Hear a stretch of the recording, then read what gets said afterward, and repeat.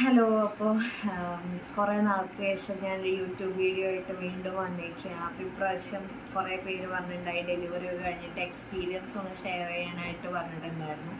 Experience ഇപ്പോൾ delivery എങ്ങനെ ഉണ്ടായിരുന്നു എന്നുള്ള എക്സ്പീരിയൻസും കാര്യങ്ങളൊക്കെ ഷെയർ ചെയ്യാനായിട്ട്. പക്ഷേ ഇപ്പോഴാണ് എനിക്ക് വീഡിയോ ചെയ്യാൻ പറ്റിയത്. ഇപ്പോഴാണ് എല്ലാം ഒന്ന് ഓക്കെ ആയി, ഒന്ന് എല്ലാം സെറ്റായി വന്നത്. അതുകൊണ്ടാണ് ഇപ്പോൾ വീഡിയോ ചെയ്യണത്. ഇപ്പോൾ പ്രസവം കഴിഞ്ഞിട്ട് 1 മാസം കഴിഞ്ഞിട്ട് 2 ദിവസമായി. അപ്പോൾ ഇപ്പോഴാണ് ഒന്ന് ഫ്രീ ആവണേ. അപ്പോഴാണ് ശരിക്കും എൻ്റെ ഡേറ്റ് എന്ന് പറഞ്ഞാൽ ഒക്ടോബർ 30 ആയിരുന്നു. ഈ കഴിഞ്ഞ മാസം 30. പക്ഷെ ഞാൻ ഒക്ടോബർ 7 തന്നെ. ഒക്ടോബർ 22 അപ്പോൾ നമ്മൾ പ്രതീക്ഷിച്ചിട്ടുണ്ടായിരുന്നത് ഒരു ഒക്ടോബർ 20 to 30 ആ ഒരു ഡേറ്റിനുള്ളായിരുന്നു നമ്മൾ പ്രതീക്ഷിച്ചിട്ടുണ്ടായിരുന്നത്. അങ്ങനെ ഒരു ഒക്ടോബർ 4-ാം തീയതി 5-ാം തീയതി എന്തോ ഞങ്ങൾ മൂവാറ്റുപുഴയിൽ നിന്ന് എറണാകുളം വരെ ട്രാവൽ ചെയ്തു ഒരു വർക്കിൻ്റെ കാര്യത്തിന്. അങ്ങനെ അതിൻ്റെ ട്രാവലിങ്ങും കാര്യങ്ങളൊക്കെ കഴിഞ്ഞ് അന്ന് അവിടെ സ്റ്റേ ചെയ്ത് ഒക്ടോബർ 6-ാം തീയതി രാവിലെ ഞങ്ങൾ അവിടുന്ന് ഇങ്ങോട്ടേക്ക് പുറപ്പെട്ടു. ഇവിടെയാണ് ഡെലിവറി, അതായത് എൻ്റെ വീട്ടിലൂടെ മലപ്പുറത്താണ് ഡെലിവറി ഞങ്ങൾ പ്ലാൻ ചെയ്തിട്ടുണ്ടായിരുന്നത്. അപ്പോൾ ഡെലിവറീൻ്റെ ഇപ്പോൾ 30th ആണ് ഡെലിവറി ഡേറ്റ് പറഞ്ഞത്. അപ്പോൾ അതിൻ്റെ മുന്നേ കുറച്ച് ദിവസം മുന്നേ വന്ന് നിന്ന് ഡെലിവറി സമയമാകുമ്പോൾ ഹോസ്പിറ്റലിലേക്ക് പോകാൻ അങ്ങനെയാണ് വിചാരിച്ചിട്ടുണ്ടായിരുന്നത്. അപ്പോൾ അതിനായിട്ട് ഞങ്ങളൊരു ഒക്ടോബർ 6-ാം തീയതി രാവിലെ എറണാകുളത്തൊക്കെ പോയി വന്നിട്ട് അന്നേ ദിവസം രാവിലെ മൂവാറ്റുപുഴയിൽ നിന്ന് ഇങ്ങോട്ടേക്കും എത്തി. രാത്രി ഒരു 8:30, 6-ാം തീയതി രാത്രിക്ക് 8:30 ആയിട്ട് ഇവിടെ എത്തി. അല്ല, 5-ാം തീയതി രാത്രി ഒരു 8:30 ആയിട്ട് എത്തി. എന്നിട്ട് 6-ാം തീയതി ചെക്കപ്പ് ഉണ്ടായിരുന്നു ഹോസ്പിറ്റലിൽ. 15 ദിവസം കൂടുമ്പോൾ ചെക്കപ്പ് പറഞ്ഞിട്ടുണ്ടായി. അപ്പോൾ ചെക്കപ്പിനായിട്ട് 6-ാം തീയതി ഹോസ്പിറ്റലിൽ പോകണമായിരുന്നു, ഇവിടുത്തെ ഹോസ്പിറ്റലിൽ. അവിടുന്ന് ഡോക്ടർ റെഫർ ചെയ്തിട്ട് ഇങ്ങോട്ടേക്ക് തന്നിട്ടുണ്ടായിരുന്നു മൂവാറ്റുപുഴയിൽ നിന്ന്. അങ്ങനെ രാവിലെ ഒരു 9 മണിയൊക്കെ ആയപ്പോൾ ഞങ്ങൾ ചെക്കപ്പിന് വേണ്ടിയിട്ട് ഹോസ്പിറ്റലിലേക്ക് പോയി. എന്നിട്ട് ഹോസ്പിറ്റലിലേക്ക് പോയപ്പോൾ എനിക്കൊരു കുഴപ്പമുണ്ടായിരുന്നില്ല. കാരണം ഡേറ്റ് 30-ാം തീയതി ആണല്ലോ. ഞാൻ ഓക്കെയാണ്. ഞങ്ങൾ ഒന്നും സംഭവങ്ങളൊന്നും എടുത്തിട്ടൊന്നും ഉണ്ടായിരുന്നില്ല. ചെക്കപ്പിനായിട്ട് ഹോസ്പിറ്റലിലേക്ക് പോയി. ഹോസ്പിറ്റലിൽ പോയപ്പോൾ ആദ്യം അവിടെ BP-യും വെയിറ്റും, ഹൈറ്റില്ല, BP-യും വെയിറ്റും ചെക്ക് ചെയ്തിട്ട് ആദ്യം കാഷ്വാലിറ്റിന്ന് ചെക്ക് ചെയ്യും. എന്നിട്ടാണ് OP-യിലേക്ക് ഡോക്ടറെ കാണിക്കാൻ വേണ്ടി പോകുന്നത്. അപ്പോൾ ഞങ്ങൾ BP ഒക്കെ ചെക്ക് ചെയ്യാൻ വേണ്ടി പോയപ്പോൾ BP 140, 140/80, 90. ആദ്യം 140/90 ഉണ്ടായിരുന്നു BP. അപ്പോൾ അവർക്ക് നോക്കിയപ്പോൾ ഒരു ഡൗട്ട്, ഇത്രയും BP കൂടുതൽ കാണിച്ചപ്പോൾ അവർക്ക് ഡൗട്ടാണോന്നും. അപ്പോൾ അവരിങ്ങനെ നോക്കിയിട്ട് പറഞ്ഞു BP ഉണ്ടായിരുന്നു എന്ന് ചോദിച്ചു. അപ്പം ഞാൻ പറഞ്ഞു BP ഉള്ളതാണ്, കാരണം എനിക്ക് 3-ാം മാസം സ്കാനിങ്ങിൽ പ്രീ എക്ലംസിയയുടെ കാണിച്ചായിരുന്നു. അപ്പോൾ അന്നോട്ട് എനിക്ക് ഡോക്ടർ മെഡിസിൻ തന്നിട്ടുണ്ടായിരുന്നു. 7th month വരെ കഴിച്ചിട്ട് ഞാൻ പിന്നെ നിർത്തിയായിരുന്നു. പിന്നെ അതിന് ശേഷം 2-3 വട്ടം ഒരു 8-ാം മാസത്തിലും ഒക്കെ BP കൂടിയിട്ട് ഞാൻ ഹോസ്പിറ്റലിൽ സ്ഥിരം അഡ്മിറ്റ് ആവാറുണ്ടായിരുന്നു, BP കൂടിയിട്ട്. അപ്പോൾ ടെൻഷൻ കാരണമാണോ അത് അറിയില്ല, എനിക്ക് നല്ല പേടിയുണ്ടായിരുന്നു. പക്ഷെ പേടിയില്ലായിരുന്നു, അങ്ങനത്തെ ഒരു ഇതായിരുന്നു. അങ്ങനെ ഞാൻ അങ്ങനെ ഒരു BP നോക്കി. അപ്പോൾ ഞാൻ എല്ലാവർക്കും മെസ്സേജ് പരിചയമുള്ളവർ മാത്രമല്ല, പരിചയമില്ലാത്ത ആൾക്കാരെ എല്ലാവരെയും കോണ്ടാക്ട് ചെയ്ത് പ്രസവം എങ്ങനെ ഉണ്ടായിരുന്നു, വേദന ഉണ്ടായിരുന്നോ, ഈസി ആയിരുന്നോ, പേടിയാവോ, ടെൻഷൻ അടിക്കോ, വേദനിക്കോ, അങ്ങനെ ചെയ്യോ ഇങ്ങനെ ചെയ്യോ എന്നൊക്കെ ചോദിച്ചോളെ എല്ലാവരെയും മെസ്സേജ് ചെയ്തും വിളിച്ചും ശല്യപ്പെടുത്തി ബുദ്ധിമുട്ടാണ്. നല്ല ടെൻഷൻ ഉണ്ടായിരുന്നു. അതുണ്ട്, അതിപ്പോൾ ആർക്കായാലും ഫസ്റ്റ് ഡെലിവറി ആകുമ്പോൾ ഉണ്ടാവുമല്ലോ. അപ്പം അതിന് ടെൻഷൻ ഉണ്ടായി. അപ്പം എല്ലാവരോടും വിളിച്ച് മെസ്സേജ് ഒക്കെ ചോദിക്കുകയായിരുന്നു. അങ്ങനെ BP കൂടുതലായിരുന്നു. അപ്പോൾ അവർ പറഞ്ഞു ഒരു 10 മിനിറ്റ് വെയിറ്റ് ചെയ്തിട്ട്, ചിലപ്പോൾ ഇപ്പോൾ നടന്ന് വന്നുകൊണ്ടായിരിക്കാം, ഹോസ്പിറ്റലിലേക്ക് ഇങ്ങനെ കാറിന്ന് പാർക്കിങ്ങിൽ നിന്ന് നടന്നു വന്നാണല്ലോ, അതുകൊണ്ടായിരിക്കാം. ഒരു 10 മിനിറ്റ് ഇരുന്നിട്ട് ഒന്നും കൂടെ BP റിപ്പീറ്റ് നോക്കാൻ പറഞ്ഞു. അപ്പോൾ ഓക്കെ എന്ന് പറഞ്ഞു. ഒരു 10 മിനിറ്റ് അവിടെ ഇരുന്നു. ഒന്നും കൂടെ BP നോക്കി. നോക്കിയപ്പോൾ BP പിന്നെയും 140/90, പിന്നെയും സെയിം BP. അപ്പോൾ അങ്ങനെ പറഞ്ഞപ്പോൾ അവർ പറഞ്ഞു BP കൂടുതലാണല്ലോ, പ്രഗ്നൻ്റ് ആയതുകൊണ്ട് കേട്ടോ, BP കൂടുതലാണല്ലോ, അപ്പോൾ എന്തായാലും ഡോക്ടറെ ഒന്ന് കാണിക്കാനായിട്ട് പറഞ്ഞു.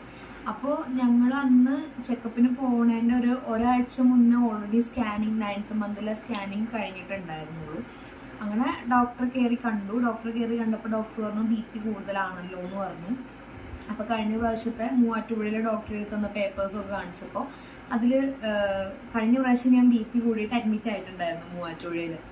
അപ്പോൾ അതിൻ്റെ ഡിസ്ചാർജ് ഷീറ്റിൽ ഇങ്ങനെ BP കൂടുതലായിരുന്നു എന്നുള്ള കാര്യം ഡോക്ടർ എഴുതിയിട്ടുണ്ടായിരുന്നു, അവിടുത്തെ ഡോക്ടർ. അപ്പോൾ ഇവിടുത്തെ ഡോക്ടർ പറഞ്ഞു BP കൂടുതലായ കാരണം നമ്മൾ അധികം വെച്ചുകൊണ്ടിരിക്കേണ്ട. അന്ന് 7-ാം തീയതി ആയിരുന്നു, അല്ല അന്ന് 6-ാം തീയതി ആയിരുന്നു. ഒരു ഒക്ടോബർ 10-ാം തീയതി ഒക്കെ ആകുമ്പോൾ വേണമെങ്കിൽ സിസേറിയൻ 10-12 നമുക്ക് സിസേറിയൻ ചെയ്തിട്ട് ഡെലിവറി നടത്താം. കാരണം BP കൂടുതലായ കാരണം വെച്ചുകൊണ്ടിരുന്നിട്ട് കാര്യമില്ല, ബേബിക്ക് ഗ്രോത്തും നമുക്ക് ട്രൈ ചെയ്യാം. നടന്നില്ലാന്നുണ്ടെങ്കിൽ സിസേറിയൻ ചെയ്യാമെന്ന് പറഞ്ഞു. വെച്ചോണ്ടിരുന്നിട്ടും കാര്യമില്ല, BP കൂടുതലായ കാരണം ബേബിക്ക് വെയിറ്റ് ഉണ്ടാവില്ല എന്ന് പറഞ്ഞു. അപ്പോൾ എനിക്ക് ചെറിയ ടെൻഷനും കാര്യങ്ങളൊക്കെ ഉണ്ടായിരുന്നു. കാരണം 6-ാം തീയതി ആയല്ലോ, ഇനിയിപ്പോൾ ഒരു 5-6 ദിവസം കൂടെ ഉള്ളല്ലോ എന്നുള്ളൊരിത്. അങ്ങനെ അവർ പറഞ്ഞു എന്തായാലും സ്കാൻ ചെയ്യാം, ഒന്നും കൂടെ റിപ്പീറ്റ് സ്കാൻ ചെയ്യാൻ പറഞ്ഞു. അങ്ങനെ റിപ്പീറ്റ് സ്കാൻ ചെയ്ത് നോക്കിയപ്പോൾ ബേബിക്ക് വെയിറ്റ് കുറവാണോ ഒരു ഡൗട്ട് ഉണ്ട് എന്ന് സ്കാൻ ചെയ്ത് അവിടുത്തെ ഡോക്ടർ പറഞ്ഞു. അപ്പോൾ 2-ആഴ്ച മുന്നേ സ്കാൻ ചെയ്ത അതേ വെയിറ്റ് തന്നെ ഏകദേശം ഇതിലും കാണിച്ചു. ഒരു പെർ വീക്ക് 250 ഗ്രാംസ് വെച്ച് ലാസ്റ്റ് മന്ത് ആകുമ്പോൾ കൂടേണ്ടതാണ്. പക്ഷെ ബേബിക്ക് വെയിറ്റ് ഒന്നും കൂടിയിട്ടുണ്ടായിരുന്നില്ല. അപ്പം അങ്ങനെ ഡൗട്ട് ഡോക്ടർ പറഞ്ഞു. അപ്പോൾ റിസൾട്ട് ഡോക്ടറെ കാണിക്കാൻ പോയി. അപ്പോൾ ഒന്നും കൂടെ BP ചെക്ക് ചെയ്തു. ഒന്നും കൂടെ BP ചെയ്തപ്പോൾ 150/90 ആയി. 140 ഉണ്ടായിരുന്നത് 150ലേക്ക് കൂടി. അപ്പോൾ അവർ പറഞ്ഞു അഡ്മിറ്റ് ചെയ്യാൻ പറഞ്ഞു. അവിടെ അഡ്മിറ്റ് ചെയ്തിട്ട് BP കുറയുകയാണെങ്കിൽ പൊക്കോളാൻ പറഞ്ഞു, കൂടുകയാണെന്നുണ്ടെങ്കിൽ അതിനനുസരിച്ച് കാര്യങ്ങൾ ചെയ്യാൻ പറഞ്ഞു. അങ്ങനെ അഡ്മിറ്റ് ചെയ്തിട്ട് BP കുറയാനായിട്ടുള്ള മെഡിസിൻ തന്നു. ഗ്ലൂക്കോസ് കയറ്റി. ഞാൻ ആകെ ടയേർഡായിട്ടുണ്ടായിരുന്നു. അപ്പോൾ അതുവരെ എനിക്ക് കുഴപ്പമൊന്നും ഉണ്ടായിരുന്നില്ല. 10-ാം തീയതി ആകുമ്പോൾ നമുക്ക് ചെയ്യാമെന്ന് പറഞ്ഞപ്പോൾ എനിക്ക് പിന്നെയും BP കൂടിയതാണെന്ന് തോന്നി. ഞാനാകെ ടയേർഡായി. അതുകൊണ്ട് എനിക്ക് IV ഡ്രിപ്പ് ഇട്ടു. എന്നിട്ട് കിടത്തി. എന്നിട്ട് BP കുറയാനുള്ള മരുന്ന് തന്നു. മരുന്ന് തന്നിട്ട് ഒരു 1/2 hour 1 മണിക്കൂർ എന്തോ കഴിഞ്ഞപ്പോൾ ഒന്നും കൂടെ അവർ വന്ന് BP നോക്കിയപ്പോൾ 150 ഉള്ളത് 160/90 ആയി മരുന്ന് തന്നിട്ട്. അത് കഴിഞ്ഞ് 1-2 മണിക്കൂർ കഴിഞ്ഞിട്ടാണ് തോന്നുന്നു ഒരു മരുന്നും കൂടെ തന്നു BP കുറയാനായിട്ടുള്ളത്.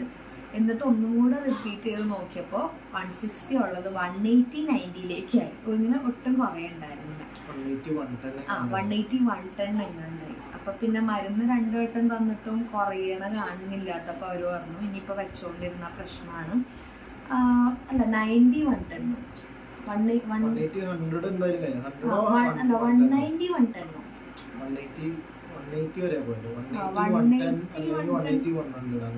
അല്ല 180/110 ആയിരുന്നു. 100 കഴിഞ്ഞായിരുന്നു. അപ്പോൾ താഴത്തത് കൂടുമ്പോഴാണല്ലോ പ്രശ്നം. അപ്പോൾ 110 എത്തിയപ്പോൾ അവർ പറഞ്ഞു ഇനി കൂടുതൽ വെച്ചുകൊണ്ടിരിക്കേണ്ടെന്ന് പറഞ്ഞു. അങ്ങനെ എന്നെ ലേബർ റൂമിൻ്റെ ഉള്ളിലേക്ക് കയറ്റി.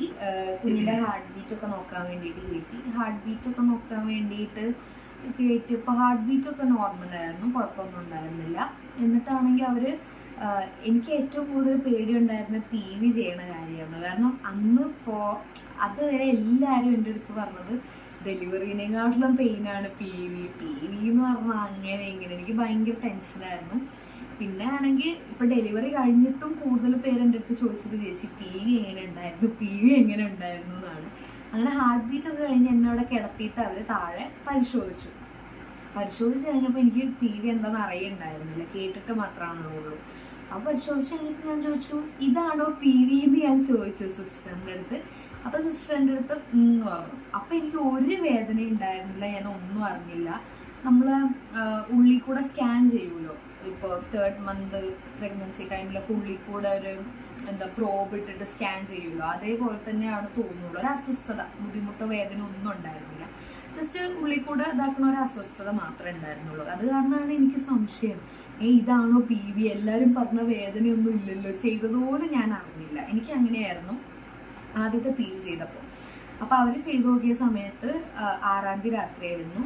അവർ നോക്കിയിട്ട് പറഞ്ഞു ഒട്ടും സെർവിക്സ് ഓപ്പൺ ആയിട്ടില്ല. കാരണം ഡേറ്റ് ആയിട്ടുണ്ടായിരുന്നില്ലല്ലോ, 30th ഡേറ്റ് പറഞ്ഞു. അപ്പോൾ ഒട്ടും സെർവിക്സ് ഓപ്പൺ ആയിട്ടില്ല. അപ്പോൾ ട്യൂബ് ഇടേണ്ടി വരും ഓപ്പൺ ആക്കാനെന്ന് പറഞ്ഞു. അപ്പം ഞാൻ ചോദിച്ചു, ഞാൻ കേട്ടിട്ടുണ്ട് മരുന്നൊക്കെ വെച്ച് ഓപ്പൺ ആക്കണ കാര്യം. അപ്പോൾ ട്യൂബ് ഇടുന്നത് എനിക്ക് പേടിയായ കാരണം തന്നെ ഞാൻ ചോദിച്ചു മരുന്ന് വെച്ച് ഓപ്പൺ ആക്കിയാൽ പോരെയെന്ന് ഞാൻ നേഴ്സിനോട് അങ്ങോട്ട് ചോദിച്ചു. അപ്പം നേഴ്സ് പറഞ്ഞു കുറച്ചൊക്കെ ഓപ്പൺ ആയിട്ടുണ്ടെന്നുണ്ടെങ്കിലാണ് നമുക്ക് മരുന്ന് വെച്ചിട്ട് കറണ്ട് പോയതാണ്, മരുന്ന് വെച്ചിട്ട് ഓപ്പൺ ആക്കാൻ പറ്റുള്ളൂ. ഇത് പൊട്ടും ഓപ്പൺ അല്ലാത്ത കാരണം ട്യൂബ് ഇടണം എന്ന് പറഞ്ഞു. അപ്പോൾ അത് കേട്ടപ്പോൾ ഞാൻ പറഞ്ഞു എനിക്ക് സിസേറിയൻ മതി എന്ന് പറഞ്ഞു. കാരണം എനിക്ക് ട്യൂബ് ഇടുന്ന കാര്യം കൂടെ കേട്ടപ്പോൾ ഞാൻ അല്ലെങ്കിലേ ഇങ്ങനെയൊക്കെയോ പിടിച്ചു നിൽക്കുകയാണ്. എനിക്ക് ലാസ്റ്റൊക്കെ ആയപ്പോഴത്തേന്, ലാസ്റ്റല്ല ആദ്യമൊക്കെ എനിക്ക് സിസേറിയൻ മതി തന്നെയായിരുന്നു. പിന്നെ സിസേറിയന് എല്ലാത്തിനും അതിൻ്റേതായിട്ടുള്ള സൈഡ് എഫക്റ്റ് ഉണ്ട്. പിന്നെ നോർമൽ ഡെലിവറി ട്രൈ ചെയ്യാൻ കുറേ പേര് പറഞ്ഞപ്പോൾ അങ്ങനെ ആ ഒരു ധൈര്യത്തിൽ അങ്ങനെ ഇറങ്ങി തിരിച്ചതാണ്. പിന്നെ ഡെലിവറി ഒട്ടും പ്രതീക്ഷിച്ചിട്ടില്ലല്ലോ, 30-ാം തീയതി വരെ വെയിറ്റ് ചെയ്തതൊക്കെ അങ്ങനെ ഒരു ഇതിലായിരുന്നല്ലോ. അപ്പോൾ ട്യൂബ് ഇടുന്ന കാര്യം കേട്ടപ്പോൾ ഞാൻ പറഞ്ഞു എനിക്ക് സിസേറിയൻ മതി എന്ന് പറഞ്ഞു. അപ്പോൾ അവർ പറഞ്ഞു അല്ല, ഡോക്ടറെ കാണിക്കാൻ വന്നപ്പോൾ ഹസ്ബൻഡ് പറഞ്ഞല്ലോ നോർമൽ ഡെലിവറി മതി എന്നൊക്കെ പറഞ്ഞു. അപ്പോൾ ഞാൻ പറഞ്ഞു ഞാനൊന്ന് സംസാരിക്കട്ടെ എന്ന് ചോദിച്ചു അവരുടെ അടുത്ത്. അപ്പോൾ അവരെൻ്റെ അടുത്ത് പറഞ്ഞു എന്നാൽ പോയി സംസാരിക്കാൻ പറഞ്ഞു. എനിക്ക് പെയിനോ കാര്യങ്ങളോ ഒന്നും ഉണ്ടായിരുന്നില്ല കേട്ടോ. അപ്പോൾ ഞാൻ പുറത്ത് വന്നിട്ട് സംസാരിച്ച് ഞാൻ ചേട്ടൻ്റെ അടുത്ത് പറഞ്ഞു ചായ ഒരു ട്യൂബ് ഇടണമെന്ന് പറയുന്നത് എനിക്ക് സിസേറിയൻ മതി എന്ന് പറഞ്ഞു. അപ്പോൾ ഞാൻ പറഞ്ഞു എന്തായാലും ഇത്രയും വരെ കാര്യങ്ങൾ എത്തിയില്ല, എന്നാൽ പിന്നെ എന്താ നോർമലിന് മതി, ട്യൂബും കൂടെ ഇടാൻ അങ്ങ് സഹകരിച്ച് കൊടുത്തേരെ പറഞ്ഞു. അങ്ങനെ പറഞ്ഞു. അപ്പോൾ ഞാനാണെങ്കിൽ വേണ്ട വേണ്ടാന്ന് കുറേ വട്ടം പറഞ്ഞു, എനിക്ക് പേടിയാണെന്നൊക്കെ പറഞ്ഞു. പക്ഷേ ചേൻ സമ്മതിച്ചില്ല. ചേൻ പറഞ്ഞു വേണ്ട, നോർമൽ ഡെലിവറി തന്നെ മതി, അതാണ് നല്ലത് എന്നുള്ള രീതിയിൽ പറഞ്ഞു. എന്തെങ്കിലും കോംപ്ലിക്കേഷൻ ഉണ്ടെങ്കിൽ മാത്രം നമുക്ക് നോർമൽ അല്ല സിസേറിയൻ ആക്കാമെന്ന് പറഞ്ഞു. എന്നിട്ട് പിന്നെ എന്തോ ഒരു ധൈര്യത്തിൽ ഞാൻ പോയി കിടന്നു. അങ്ങനെ അവർ ട്യൂബ് ഇട്ടു. പക്ഷെ ട്യൂബ് ഇട്ടത് ഞാൻ അറിഞ്ഞില്ല. അതും വേദന ഉണ്ടായിരുന്നില്ല. ട്യൂബ് ഇട്ടത് ഞാൻ ഒട്ടും അറിഞ്ഞില്ല. അതിനു മുമ്പ് എനിക്ക് ഇൻഫെക്ഷൻ ഉണ്ടായിരുന്നു. എനിക്ക് ഷുഗർ ഉണ്ടായിരുന്നു, ഷുഗറും ഉണ്ടായിരുന്നു. അപ്പോൾ ഷുഗറിന് ഞാൻ ടാബ്ലറ്റ് എടുക്കണ്ടായിരുന്നു. അപ്പോൾ അത് കാരണം എനിക്ക് ഇൻഫെക്ഷൻ ഉണ്ടായിരുന്നു താഴെ. അപ്പോൾ അവർ ഉള്ളിൽ ക്ലീൻ ചെയ്തിട്ടാണ് ട്യൂബ് ഇട്ടത്. അതൊന്നും ഞാൻ അറിഞ്ഞില്ല, ഒട്ടും പെയിനോ കാര്യങ്ങളോ ഒന്നും ഉണ്ടായിരുന്നില്ല. സെർവിക്സ് ഓപ്പൺ ആവാൻ വേണ്ടി ട്യൂബ് ഇട്ടപ്പോൾ. അപ്പോൾ അതൊന്നും ആലോചിച്ച് പേടിക്കുന്ന വേണ്ട, ട്യൂബ് ഇടണമൊന്നും അറിയ പോലുമില്ല, ചെറിയൊരു ട്യൂബാണ്. നിന്റെ അടുത്ത് ഇപ്പൊ PV ചെയ്യുമ്പോ പെയിൻ ഉണ്ടെന്ന് പലരും പറഞ്ഞു. ഞാൻ PVയുടെ കാര്യമല്ല പറഞ്ഞേ. ഓരോരുത്തർക്കും പല അതെ, പക്ഷെ PVയുടെ കാര്യം ഞാനൊന്നും പറയുന്നില്ല. അല്ല, PVയുടെ കാര്യം ഞാനൊന്നും പറയുന്നില്ല. ചിലർക്ക് കുറെ ആൾക്കാർക്ക് വേദന ഉണ്ടായിരുന്നു. പക്ഷെ ട്യൂബ് ഇടുന്നത് എല്ലാ ആൾക്കാരും എൻ്റെ അടുത്ത് പറഞ്ഞത് മറ്റേ വയറൊക്കെ കഴുകുമല്ലോ, പിന്നെ മൂത്രത്തിൽ ട്യൂബ് ഇടുന്നുണ്ട്, അതൊന്നും വേദന ഉണ്ടാവില്ല എന്ന് തന്നെയാണ് എല്ലാവരും പറഞ്ഞത്. അതേപോലെ തന്നെയായിരുന്നു എനിക്ക്. പക്ഷെ എന്നാലും എനിക്കൊരു പേടിയൊക്കെ ഉണ്ടായിരുന്നു. അപ്പോൾ എനിക്ക് വേദന ഒന്നും ഉണ്ടായിരുന്നില്ല ട്യൂബിടാൻ.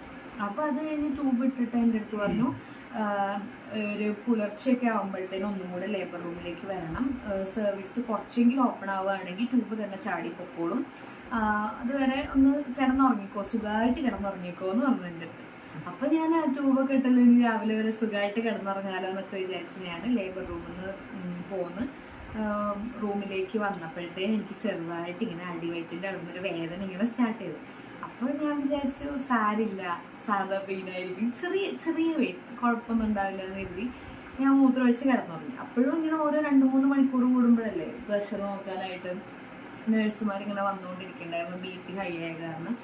അപ്പോൾ എന്താ എൻ്റെ അടുത്ത് നേഴ്സുമാർ വന്നിട്ട് പറഞ്ഞു സുഖമായിട്ട് കിടന്നുറങ്ങിക്കോ എന്ന് പറഞ്ഞു.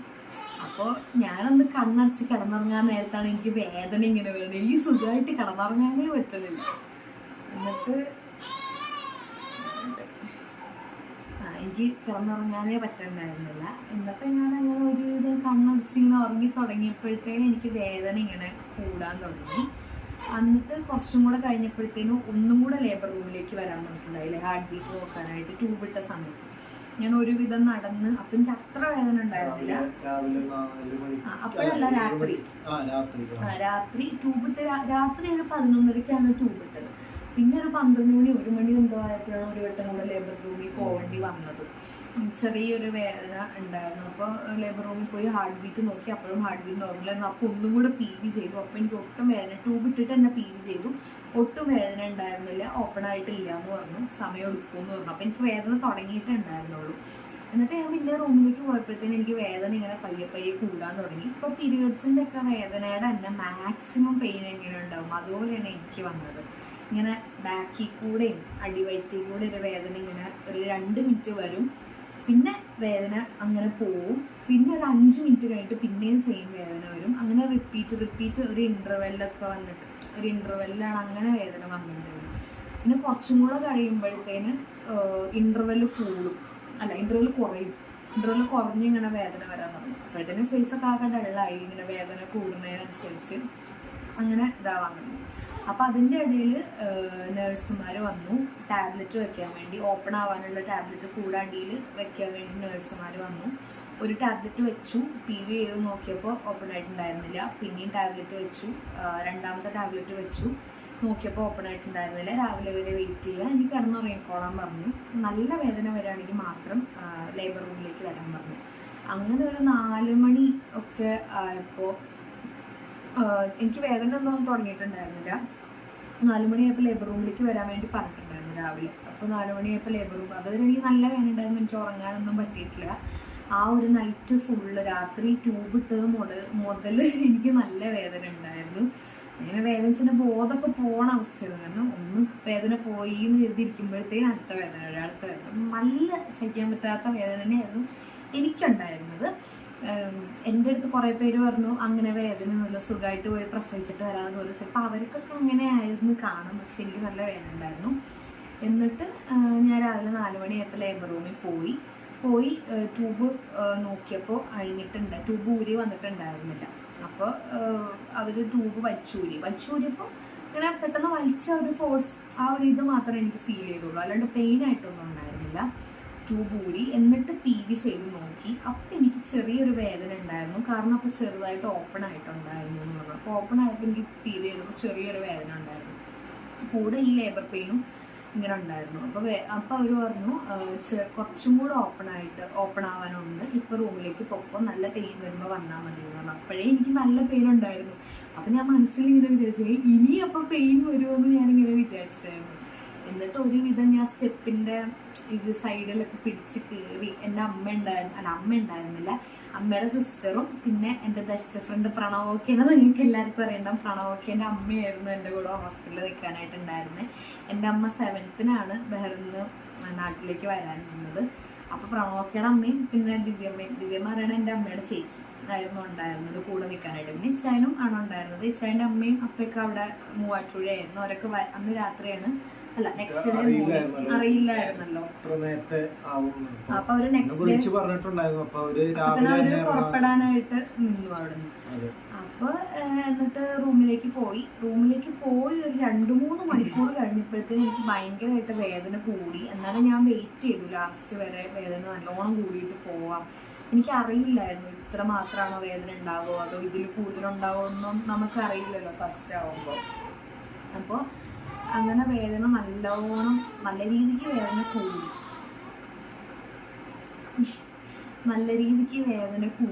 അപ്പം ഞാൻ ഇച്ചായൻ്റെ അടുത്ത് കുറേ നേരം വെയിറ്റ് ചെയ്തു. പിന്നെ ഞാൻ പറഞ്ഞു ഇനി വെയിറ്റ് ചെയ്യാൻ പറ്റില്ല, നമുക്ക് ലേബർ റൂമിലേക്ക് പോകാമെന്ന് പറഞ്ഞു. ഞാൻ നല്ല വേദന ഉണ്ടായിരുന്നു. അപ്പോൾ നേഴ്സിനെ അറിയിച്ചപ്പോൾ നേഴ്സിൻ്റെ വയറ് കഴുകണമെന്ന് ഒട്ടും വേദനയില്ല കേട്ടോ. എനിക്ക് അതും നല്ല ടെൻഷനായിരുന്നു. വയറ് കഴുകും, ഞാൻ എന്തൊക്കെ ഡൗട്ട് അറിയോ ചോദിച്ചാൽ, മൂത്രത്തിൽ ട്യൂബ് ഇടുമ്പോൾ വേദനിക്കുമോ, വയറ് കഴുകുമ്പോൾ വേദനിക്കുമോ, PV ചെയ്യുമ്പോൾ വേദനിക്കുമോ. അപ്പോൾ വയറ് കഴുകണ ഒട്ടും വേദനയില്ല, അത് പറഞ്ഞ പോലെ നമ്മൾ അറിയുക പോലും ഇല്ല കേട്ടോ. അങ്ങനെ വയറ് കഴുകി ഉടനെ തന്നെ എനിക്ക് ടോയ്ലറ്റിൽ പോകാൻ പറ്റി. അപ്പം തന്നെ വയറ് കഴുകി നേഴ്സുമാരൊന്നും പോയിട്ടില്ല, അപ്പം തന്നെ എനിക്ക് ടോയ്ലറ്റിൽ പോകാൻ പറ്റി. ഞാൻ അപ്പം തന്നെ ആ ടോയ്ലറ്റിൽ പോയി ലൂസ് മോഷൻ പോലെ ഫുള്ള് പോവുകയും ചെയ്തു. ഞാൻ അന്ന് രാത്രി പൊറോട്ടയും മുട്ടക്കറിയൊക്കെ ആയിരുന്നു കഴിച്ചിട്ടുണ്ടായിരുന്നത്. പിന്നെ കഴിക്കാൻ പറ്റില്ല. എൻ്റെ അടുത്ത് കുളിച്ച് റെഡി ആയിരുന്നു. രാവിലെ എന്തോ ലൈറ്റായിട്ട് കുളിച്ച് റെഡി ഭക്ഷണം കഴിച്ചിട്ടുണ്ട്. രാവിലെ എന്തെങ്കിലും ലൈറ്റ് ആയിട്ടല്ലേ കഴിക്കാൻ പറ്റുള്ളൂ. അപ്പൊ പിന്നെ രാത്രി നല്ല ഹെവി ആയിട്ട് തന്നെ കഴിക്കാതെ ചെയ്യാൻ പൊറോട്ടയും മുട്ടക്കറിയും കഴിച്ചു. അതിന്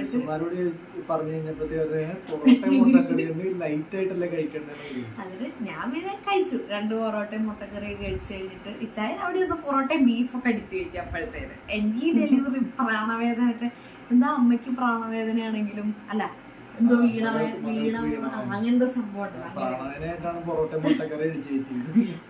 പക്ഷെ ബീഫ് കഴിക്കണ്ടല്ലോ. അങ്ങനെ എന്നിട്ട് നല്ല വേദന ഉണ്ടായി. അപ്പം ലൂസ് മോഷനായി വയറിന് പോവുക ചെയ്തു. പിന്നെ എനിക്ക് വേദന സഹിക്കാണ്ടായപ്പോൾ ഞാൻ പറഞ്ഞു നമുക്ക് ലേബർ റൂമിലേക്ക് പോകാമെന്ന് പറഞ്ഞു. അങ്ങനെ എന്നെ എല്ലാവരും കൂടെ പിടിച്ച് താങ്ങി. എനിക്ക് നടക്കാനൊന്നും വയ്യായിരുന്നു. ഈ വേദന ഇങ്ങനെ 5 മിനിറ്റ് ഗ്യാപ്പ് ഉണ്ടായിരുന്നത് പിന്നെ ഓരോ മിനിറ്റ് മാത്രമേ ഗ്യാപ്പ് കിട്ടാൻ. നല്ല വേദന ഇങ്ങനെ വരും. അപ്പോൾ ആ വേദന വരുമ്പോൾ ഇങ്ങനെ വിറയ്ക്കും. അങ്ങനത്തെ വേദനയായിരുന്നു. കുനിഞ്ഞ് ഒന്നിനും പറ്റാത്ത അവസ്ഥയായിരുന്നു. അപ്പം എന്നിട്ട് ഞാനാണെങ്കിൽ മറ്റേ ചീപ്പൊക്കെ എടുത്ത് കയ്യെ പിടിച്ചായിരുന്നു, കോമ്പൊക്കെ എടുത്ത്. ഞാനാണെങ്കിൽ റീൽസിലൊരു വീഡിയോ കണ്ടു, കോമ്പ് എടുത്തിട്ട് കയ്യിൻ്റെ ഉള്ളിൽ ഇങ്ങനെ വെച്ച് പ്രസ് ചെയ്ത് കഴിഞ്ഞാൽ വേദന ഉണ്ടാവില്ല. അപ്പം ആ വേദനേൻ്റെ ഇടയിൽ എങ്ങനെയെങ്കിലും ഒന്ന് വേദന കുറയാൻ വേണ്ടിയിട്ട് ഞാൻ കോമ്പൊക്കെ എടുത്ത് എവിടെ ഒരു കുറവുമില്ല വേദനയ്ക്ക്. ഞാനായിട്ട് അതൊക്കെ എടുത്ത് കയ്യിൽ ഇങ്ങനെ കോമ്പിൻ്റെ പാടൊക്കെ വന്നു അല്ലാണ്ട് ഇത് വേദന മാറിയൊന്നുമില്ല. എന്നിട്ട് ഒരു വിധം എല്ലാവരും കൂടെ പിടിച്ച് പ്രണവക്കയുടെ അമ്മയും ദിവ്യമ്മയും ഇച്ചായനും കൂടെ പിടിച്ച് താഴെ ലേബർ റൂമിലേക്ക്, മുകളിലായിരുന്നു റൂം, മുകളിൽ നിന്ന് താഴെ ലേബർ റൂമിലേക്ക് കൊണ്ടുവന്നു, ഉള്ളിലേക്ക് കയറ്റി, ഹാർട്ട് ബീറ്റ് നോക്കി, കുഴപ്പമൊന്നുമില്ല എന്ന് പറഞ്ഞു.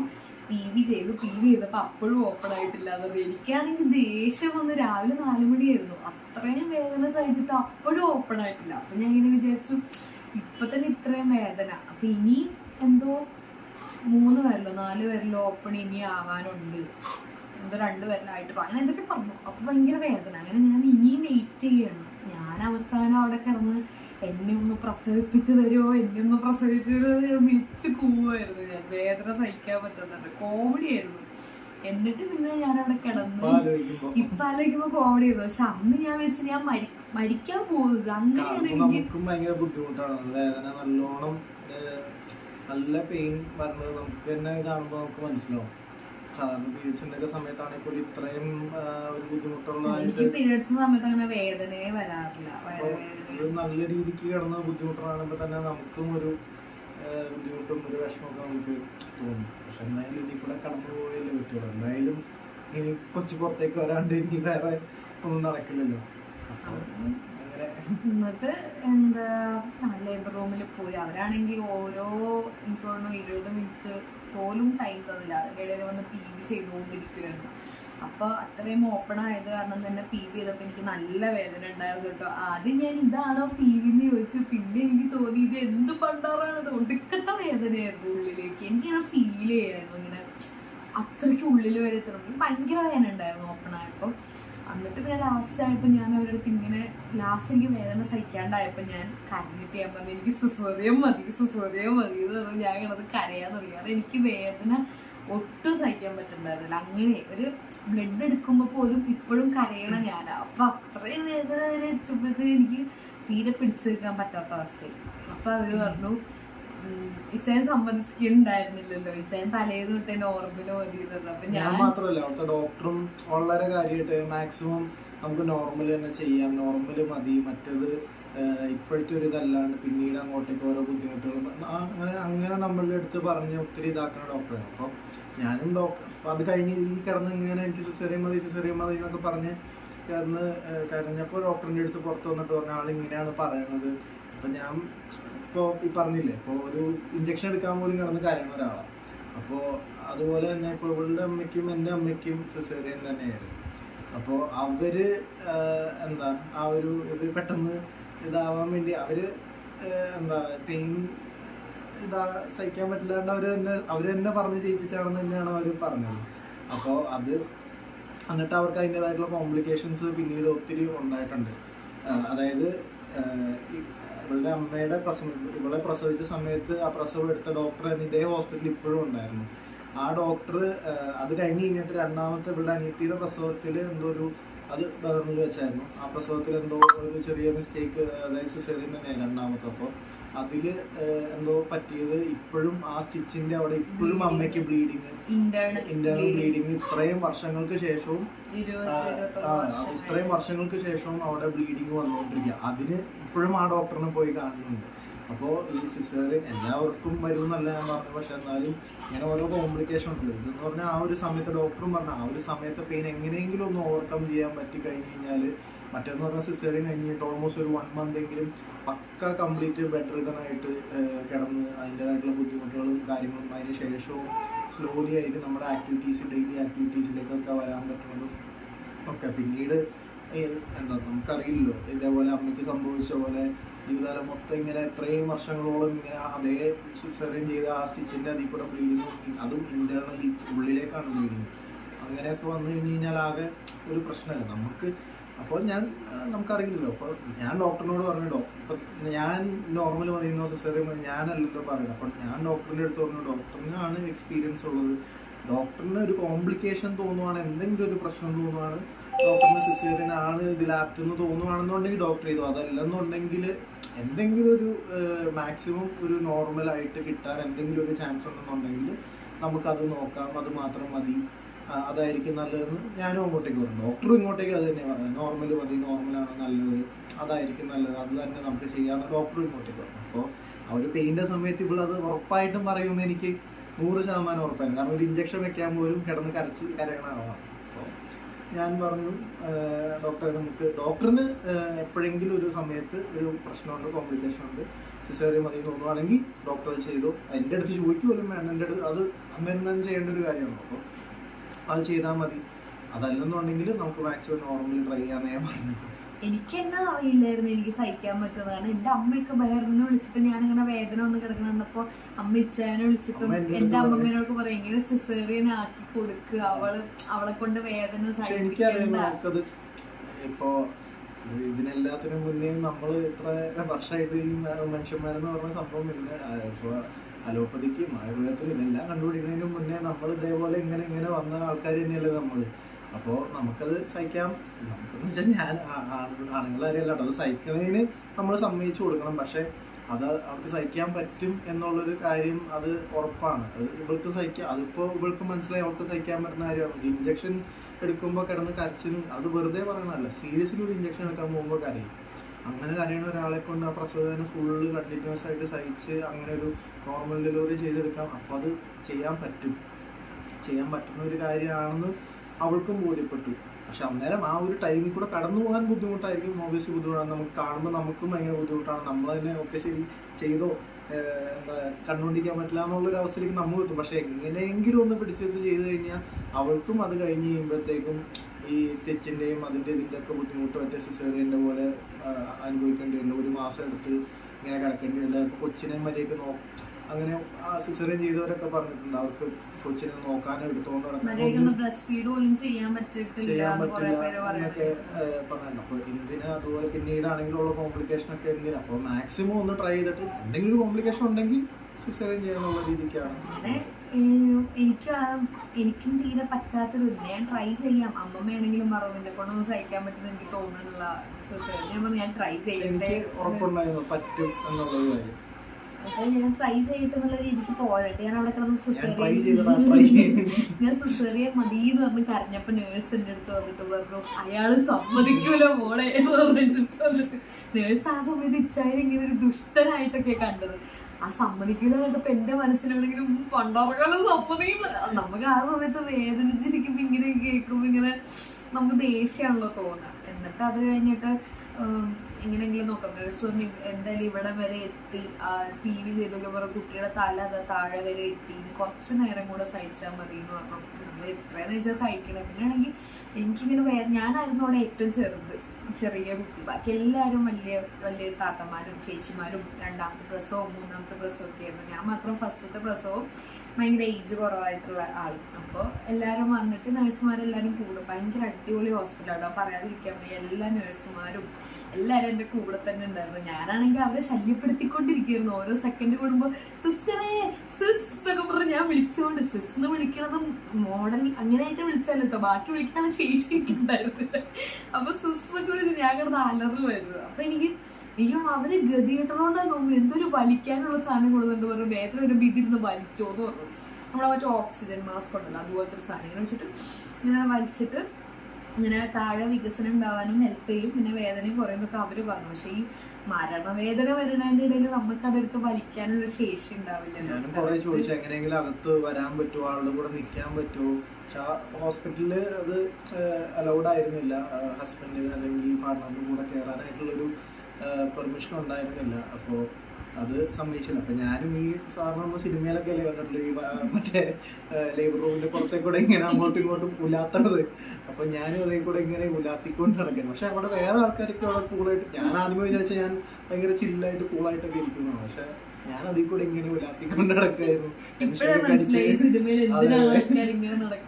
അങ്ങനെ സിനിമയൊക്കെ എന്തിനാണെന്നുള്ളത്. പക്ഷെ ബാക്കിയുള്ളവരോട് ചില്ലായിട്ടാണ് എന്നിട്ട് എന്താ എനിക്ക് വലിക്കാറുണ്ട്. പക്ഷെ ഞാൻ ആ സാധനം വലിച്ചില്ല. കാരണം വേദന വരുമ്പോൾ ഞാൻ ആ സാധനം എടുത്ത് കൈ പിടിച്ചിട്ട് എറിഞ്ഞിട്ട് പിന്നെ സിസ്റ്ററേ എന്നിട്ട് അവസാനം അവിടുന്ന് സിസ്റ്റർ മറ്റേ സിസ്റ്ററിനോട് എന്തിനാണ് ആ കൊച്ചിങ്ങനെ കിടന്ന് കാറുന്നത്. അപ്പൊ മറ്റേ സിസ്റ്റർ വെറുതെ വേദന ഒന്നും ആയിട്ടില്ല, വെറുതെ കിടന്ന് കാറുമെന്ന് പറയും. എന്റെ വേദന എനിക്കല്ലേ അറിയുള്ളൂ, ഞാൻ കിടന്ന് കാറിക്കൊണ്ടിരിക്കുക. ലാസ്റ്റ് വന്നിട്ട് അവര് വന്നിട്ട് പിന്നെ മുടിയൊക്കെ കെട്ടാനായിട്ട് മുടിയൊക്കെ പിടിച്ച് പ്ലേറ്റ് ചെയ്തിട്ട് തന്നു. എന്നിട്ട് അവരുടെ ഗൗൺ ഉണ്ടല്ലോ, നമ്മൾ പ്രസവിക്കാനായിട്ട് പോകുമ്പോൾ ബാക്ക് ഫുൾ ഓപ്പൺ ആയിട്ട് കെട്ട് മാത്രമുള്ളൊരു ഗൗൺ ഉണ്ട്. ഞാൻ ആദ്യം വിചാരിച്ചായിരുന്നു ഈ ലേബർ റൂമിലൊക്കെ പോകുമ്പോൾ ഇങ്ങനത്തെ ഒരു ഗൗണാണ് എന്നൊക്കെ കേൾക്കുമ്പോൾ ഞാനിങ്ങനെ വിചാരിക്കുമായിരുന്നേ, നമുക്കിങ്ങനെ നാണൊക്കെ തോന്നൂലേ, കുറെ ആൾക്കാരുണ്ടാവും അപ്പുറത്തെ ബെഡിലൊക്കെ വേറെ ചേച്ചി ഇപ്പുറത്ത് കിടന്ന് കരച്ചിലോട് കരച്ചില്, ഞാൻ ആ ചേച്ചിയിൽ നോക്കി കരയോട് പോയാൽ അങ്ങനത്തെ ഒരു ഇതായിരുന്നു. അപ്പൊ ഞാൻ നാണാവുമെന്നൊക്കെ വിചാരിച്ചായിരുന്നേ.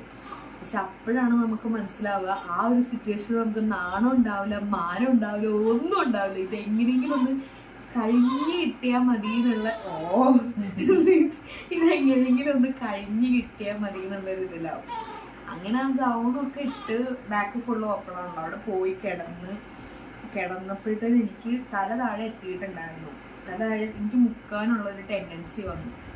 അപ്പം ഞാൻ കിടന്ന് കാറിയിട്ട് അവരതിനിടയിലൊക്കെ PV ചെയ്തുകൊണ്ടിരിക്കും. അതിനിടയിൽ ഡോക്ടർ വന്നു. അത്രയും നേരം സിസ്റ്റർമാരായിരുന്നു PV ചെയ്തുകൊണ്ടിരുന്നത്. ഡോക്ടർ വന്ന് PV ചെയ്യുന്നതിൻ്റെ ഇടയിൽ വെള്ളം പൊട്ടിച്ചു. കൈയിട്ട് PV ചെയ്തപ്പോൾ പൊട്ടിപ്പോയതാണോ അത് പൊട്ടിച്ചതാണെന്ന് തോന്നുന്നു.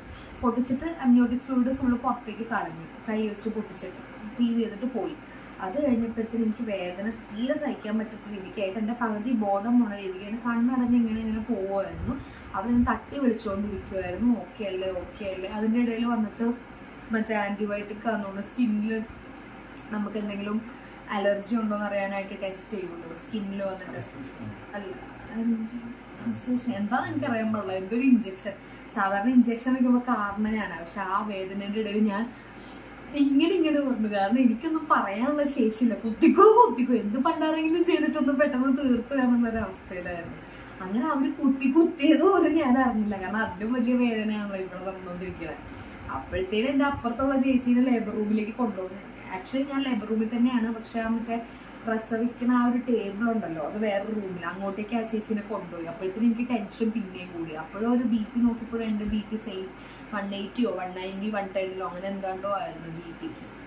എന്നിട്ട് അവർ കയ്യിൽ വന്നിട്ട് ഇത് ടെസ്റ്റ് ചെയ്തു, സ്കിന്നിൽ എന്തെങ്കിലും റിയാക്ഷൻ ഉണ്ടോ എന്ന് അറിയാനായിട്ട്. അത് കഴിഞ്ഞിട്ട് വന്നിട്ട് 2 ഇഞ്ചക്ഷൻ എന്തോ വെച്ചു. അതൊന്നും ഞാൻ അറിഞ്ഞില്ല, കാരണം അതിലും വലിയ വേദനയാണല്ലോ ഇവിടെ. അതുകൊണ്ട് ഇതൊന്നും ഞാൻ അറിഞ്ഞില്ല. അങ്ങനെ എനിക്ക് മുക്കാനുള്ളൊരു ടെൻഡൻസി വന്നു, ഭയങ്കരമായിട്ട് മുക്കാനുള്ളൊരു ടെൻഡൻസി വന്നു. അപ്പം ഞാൻ സിസ്റ്ററിനോട് എനിക്ക് മുക്കാൻ തോന്നുന്നു. അപ്പം എൻ്റെ അടുത്ത് മുക്കിക്കോ എന്ന് പറയണ്ട. അപ്പം എനിക്ക് പേടിയായിരുന്നു, മുക്കുമ്പോൾ എങ്ങാനും കുട്ടി പെട്ടെന്ന് പുറത്തോന്ന് പറഞ്ഞ് പുറത്തോട്ട് വരുമെന്നൊരു പേടിയൊക്കെ ആയിരുന്നേ. പക്ഷെ അങ്ങനെ വരില്ല. പക്ഷെ നമ്മൾ ഫസ്റ്റ് ഡെലിവറി ആകുമ്പോൾ അങ്ങനെ പല ടെൻഷൻ ഉണ്ടാവില്ല. എനിക്കൊക്കെ ആദ്യം പ്രഗ്നൻ്റ് ആയപ്പോൾ ഒരു 5-6 മാസമൊക്കെ ആയപ്പോൾ എനിക്ക് ടോയ്ലറ്റിൽ പോയിട്ട് നമ്മൾ കോൺസ്റ്റിപ്പേഷനൊക്കെ വരുമ്പോൾ ടോയ്ലറ്റിൽ പോയിട്ട് മുക്കുമല്ലോ. അപ്പോൾ എനിക്ക് പേടിയായിരുന്നു, ഞാൻ മുക്കുമ്പോൾ എങ്ങനെ കുട്ടി പുറത്തേക്ക് വരുമോ അതൊക്കെ ഇപ്പം ആലോചിക്കുമ്പോഴാണ് മനസ്സിലാവുന്നത് ഇത് അങ്ങനെയൊന്നും വരുന്ന സംഭവമല്ല. എന്നിട്ട് മുക്കിക്കോ എന്ന് പറഞ്ഞു എൻ്റെ അടുത്ത്. സിസ്റ്റർമാരായിരുന്നു ഫുൾ ഡീൽ ചെയ്ത് കേട്ടോ. അങ്ങനെ ഞാൻ മുക്കിയപ്പോൾ മൂത്രവും പോയി, ബാക്കിൽ കൂടെയും പോയി ഒക്കെ. കാരണം ആ ഒരു ഫോഴ്സിൽ എനിക്ക് കൺട്രോൾ ചെയ്യാൻ പറ്റില്ല, ആ ഫോഴ്സിൽ. അപ്പോൾ ഞാൻ ആദ്യം വിചാരിച്ചുകൊണ്ടിരുന്ന ഇങ്ങനെയൊക്കെ മുക്കുമ്പോൾ ഇതൊക്കെ പോകുമ്പോൾ നമുക്ക് നാണക്കേടാവില്ല. ഒരു നാണക്കേടും ഇല്ല. ആ സമയം നമുക്കൊന്നും ചിന്തിക്കാനുള്ള ഒരു ശേഷി ഉണ്ടാവില്ല. എന്നിട്ട് അവർ വന്നിട്ട് ഇതൊക്കെ ക്ലീൻ ചെയ്ത് വയറ് കഴുകിയാലും ആ ഒരു മുക്കലെല്ലാം പോയി. അതിനെ ക്ലീൻ ചെയ്ത് തന്നിട്ട് എന്നെ ക്ലീൻ ചെയ്യാൻ വേണ്ടിയിട്ട് ബാത്റൂമിലേക്ക് കൊണ്ടുപോയിട്ട് എൻ്റെ അടുത്ത് കഴുകാൻ പറഞ്ഞു. പക്ഷെ എനിക്ക് കഴുകാൻ പറ്റുന്നുണ്ടായിരുന്നില്ല, കാരണം ഞാൻ ചുമരിൽ പിടിച്ച് മുക്കിക്കൊണ്ടിരിക്കുകയായിരുന്നു. എനിക്ക് വേറെ ഒന്നും ചെയ്യാൻ പറ്റുന്നുണ്ടായിരുന്നില്ല. ഒടുക്കത്തെ വേദനയും ഇങ്ങനെ നമ്മൾ മുക്കിയില്ലെങ്കിലും തല അവിടെ വന്ന് നിൽക്കുന്നത് കാരണം ഓട്ടോമാറ്റിക്കായിട്ട് നമ്മളിങ്ങനെ മുക്കിപ്പോവും. അങ്ങനത്തെ ഒരു ഇതായിരുന്നു. നല്ല പെയിനും ഉണ്ടായിരുന്നു. കണ്ണും തുറന്നില്ല, കണ്ണടച്ചിട്ടായിരുന്നു ചെയ്തുകൊണ്ട്. കാരണം എനിക്ക് പകുതി ഞാൻ അൺകോൺഷ്യസ് ആയിട്ടുള്ള രീതിക്കായിരുന്നു. എന്നിട്ട് ഭയങ്കര പിന്നെ ഞാൻ ചുമരിൽ പിടിച്ചൊന്ന് ബാത്റൂമിൽ നിന്ന് മുക്കി. അപ്പം അവരൊന്ന് ചീത്ത പറഞ്ഞു, ഇവിടുന്ന് മുക്കല്ലേ, കാരണം കുട്ടി ഇങ്ങനെ പുറത്തേക്ക് വന്നു കഴിഞ്ഞാൽ അതുകൊണ്ടാണ് ഇവിടുന്ന് മുക്കല്ലേ എന്ന് പറഞ്ഞിട്ട് അവർ തന്നെ എനിക്ക് ക്ലീൻ ചെയ്ത് തന്നിട്ട് എന്നെ നേരെ ലേബർ റൂമിലേക്ക് അങ്ങോട്ടേക്ക് ഇനി നമുക്ക് പോവാം എല്ലാം കഴിഞ്ഞപ്പോൾ അവർ ഇനി നമുക്ക് പോവാം എന്ന് പറഞ്ഞ് എന്നെ അങ്ങോട്ടേക്ക് കൊണ്ടുപോയി. അതിൻ്റെ ഇടയിൽ വന്നിട്ട് മറ്റേ ക്യാൻഡിൽ ഇട്ടിട്ടുണ്ടായിരുന്നു ഇവിടെ. അതൊന്നും ഞാൻ അറിഞ്ഞിട്ട് പോലും ഉണ്ടായിരുന്നില്ല കേട്ടോ. അങ്ങനെ അവിടെ പോയിട്ട് ഇഞ്ചക്ഷൻ വെച്ചൊന്നും ഞാൻ അറിഞ്ഞില്ല. ഇഞ്ചക്ഷൻ കൊണ്ടുവരണുണ്ടായിരുന്നു, പക്ഷെ കുത്തിയതൊന്നും ഞാൻ അറിഞ്ഞിട്ടില്ല. ടേബിളിൽ പോയി ഞാൻ കിടന്നതും അവർ എൻ്റെ അടിവയറ് ഷേവ് ചെയ്യുമായിരുന്നു. എങ്ങാനും സിസേറിയൻ ആക്കേണ്ടി വന്നാലോ ഇത് മുൻകൂട്ടി ഷേവ് ചെയ്തുകൊണ്ടിരുന്ന സമയത്ത് ഞാൻ ഒരു മുക്കയും കുട്ടിയുടെ തല പുറത്തേക്ക് വരൊക്കെ ഒരുമിച്ചായിരുന്നു. അവര് ഷേവ് ചെയ്യണ സാധനമൊക്കെ എടുത്ത് എറിഞ്ഞിട്ടായിരുന്നു. മെയിൻ ഡോക്ടർ ആയിരുന്നില്ല, ജൂനിയർ ഡോക്ടർ ആയിരുന്നു എൻ്റെ ഡെലിവറി എടുത്ത ഒരു ചെറിയ ചേച്ചിയായിരുന്നു. പറയാതിരിക്കാൻ വയ്യ, 10-25 വയസ്സൊക്കെ ഉണ്ടാവുള്ളൂ. ഇത്രയും നല്ലൊരു ഡോക്ടറിന് ഞാൻ എൻ്റെ ജന്മത്തിൽ കണ്ടിട്ടില്ല.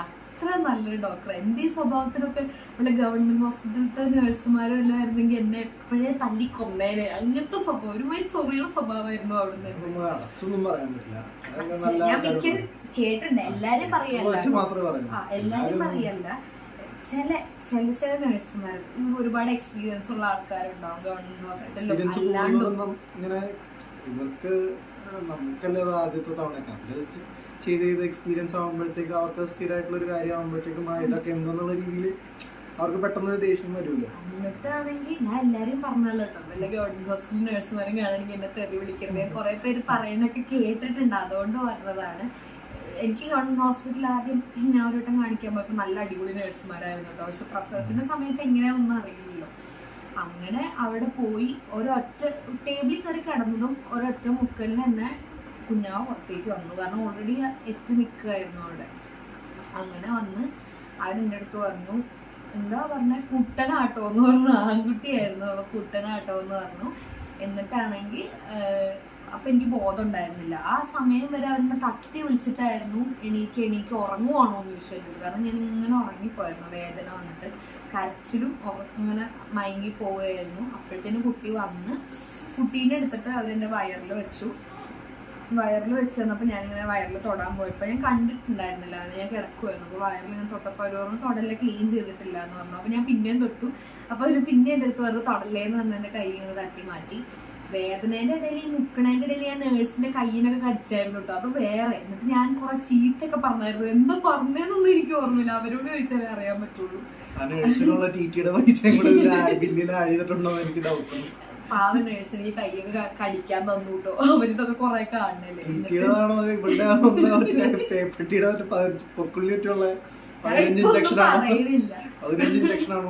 ഞാനാണെങ്കിൽ എന്നിട്ട് കഴിഞ്ഞോന്ന് ചോദിക്കുമായിരുന്നു കേട്ടോ. അതിപ്പോ കഴിഞ്ഞു എന്നൊക്കെ പറയണ്ടായിരുന്നു. എവിടെ കഴിയാ, നല്ലൊരു ഡോക്ടർ, നല്ല തങ്കപ്പെട്ട സ്വഭാവമുള്ള ഡോക്ടർ. അങ്ങനെ റിസപ്ഷനിരിക്കുന്ന സ്റ്റാഫും ലാബിലിരിക്കുന്ന എല്ലാവരും ആ ഹോസ്പിറ്റലിൽ ഫുള്ള് വളരെ നല്ല സ്റ്റാഫുകളും വളരെ നല്ല പെരുമാറ്റവും ഓരോരോ കാര്യങ്ങളും നമ്മുടെ അടുത്ത് വന്ന് എൻ്റെ അടുത്ത് കാര്യങ്ങൾ പക്ഷെ പുറത്ത് വന്ന് പറഞ്ഞുകൊണ്ടിരുന്ന മെയിൻ ഡോക്ടറാണ്. ഓരോന്നും കറക്റ്റ് വന്ന് പറഞ്ഞു, ഓരോ മൈന്യൂട്ട് കാര്യം നമ്മൾ എന്ത് കാര്യങ്ങൾ ചോദിച്ചു കഴിഞ്ഞാലും വളരെ ശാന്തമായിട്ട് നോർമലായിട്ട് എല്ലാം പറഞ്ഞ് നമ്മുടെ കൂടെ നിന്ന് കാര്യങ്ങളൊക്കെ വളരെ നല്ല രീതിയിൽ നമ്മളെ ഭയങ്കര കംഫർട്ടബിൾ ആക്കുന്ന ഫുൾ ഹോസ്പിറ്റലിൽ എല്ലാ സ്റ്റാഫും ഒരാളെ പോലും നമുക്കതിൽ നിന്ന് മാറ്റാൻ പറ്റില്ലാത്ത രീതി. അങ്ങനെ എന്താ വയറിന്ന് എടുത്തിട്ട് കുഞ്ഞിനെ ക്ലീനൊക്കെ ചെയ്തിട്ട് എന്നെ കൊണ്ട് ഇങ്ങനെ തലേൻ്റെ അവിടെ ഒന്ന് കാണിച്ചു. അപ്പം എൻ്റെ കണ്ണ് നിറഞ്ഞു പോയി. എന്നിട്ട് ഞാൻ കരഞ്ഞു.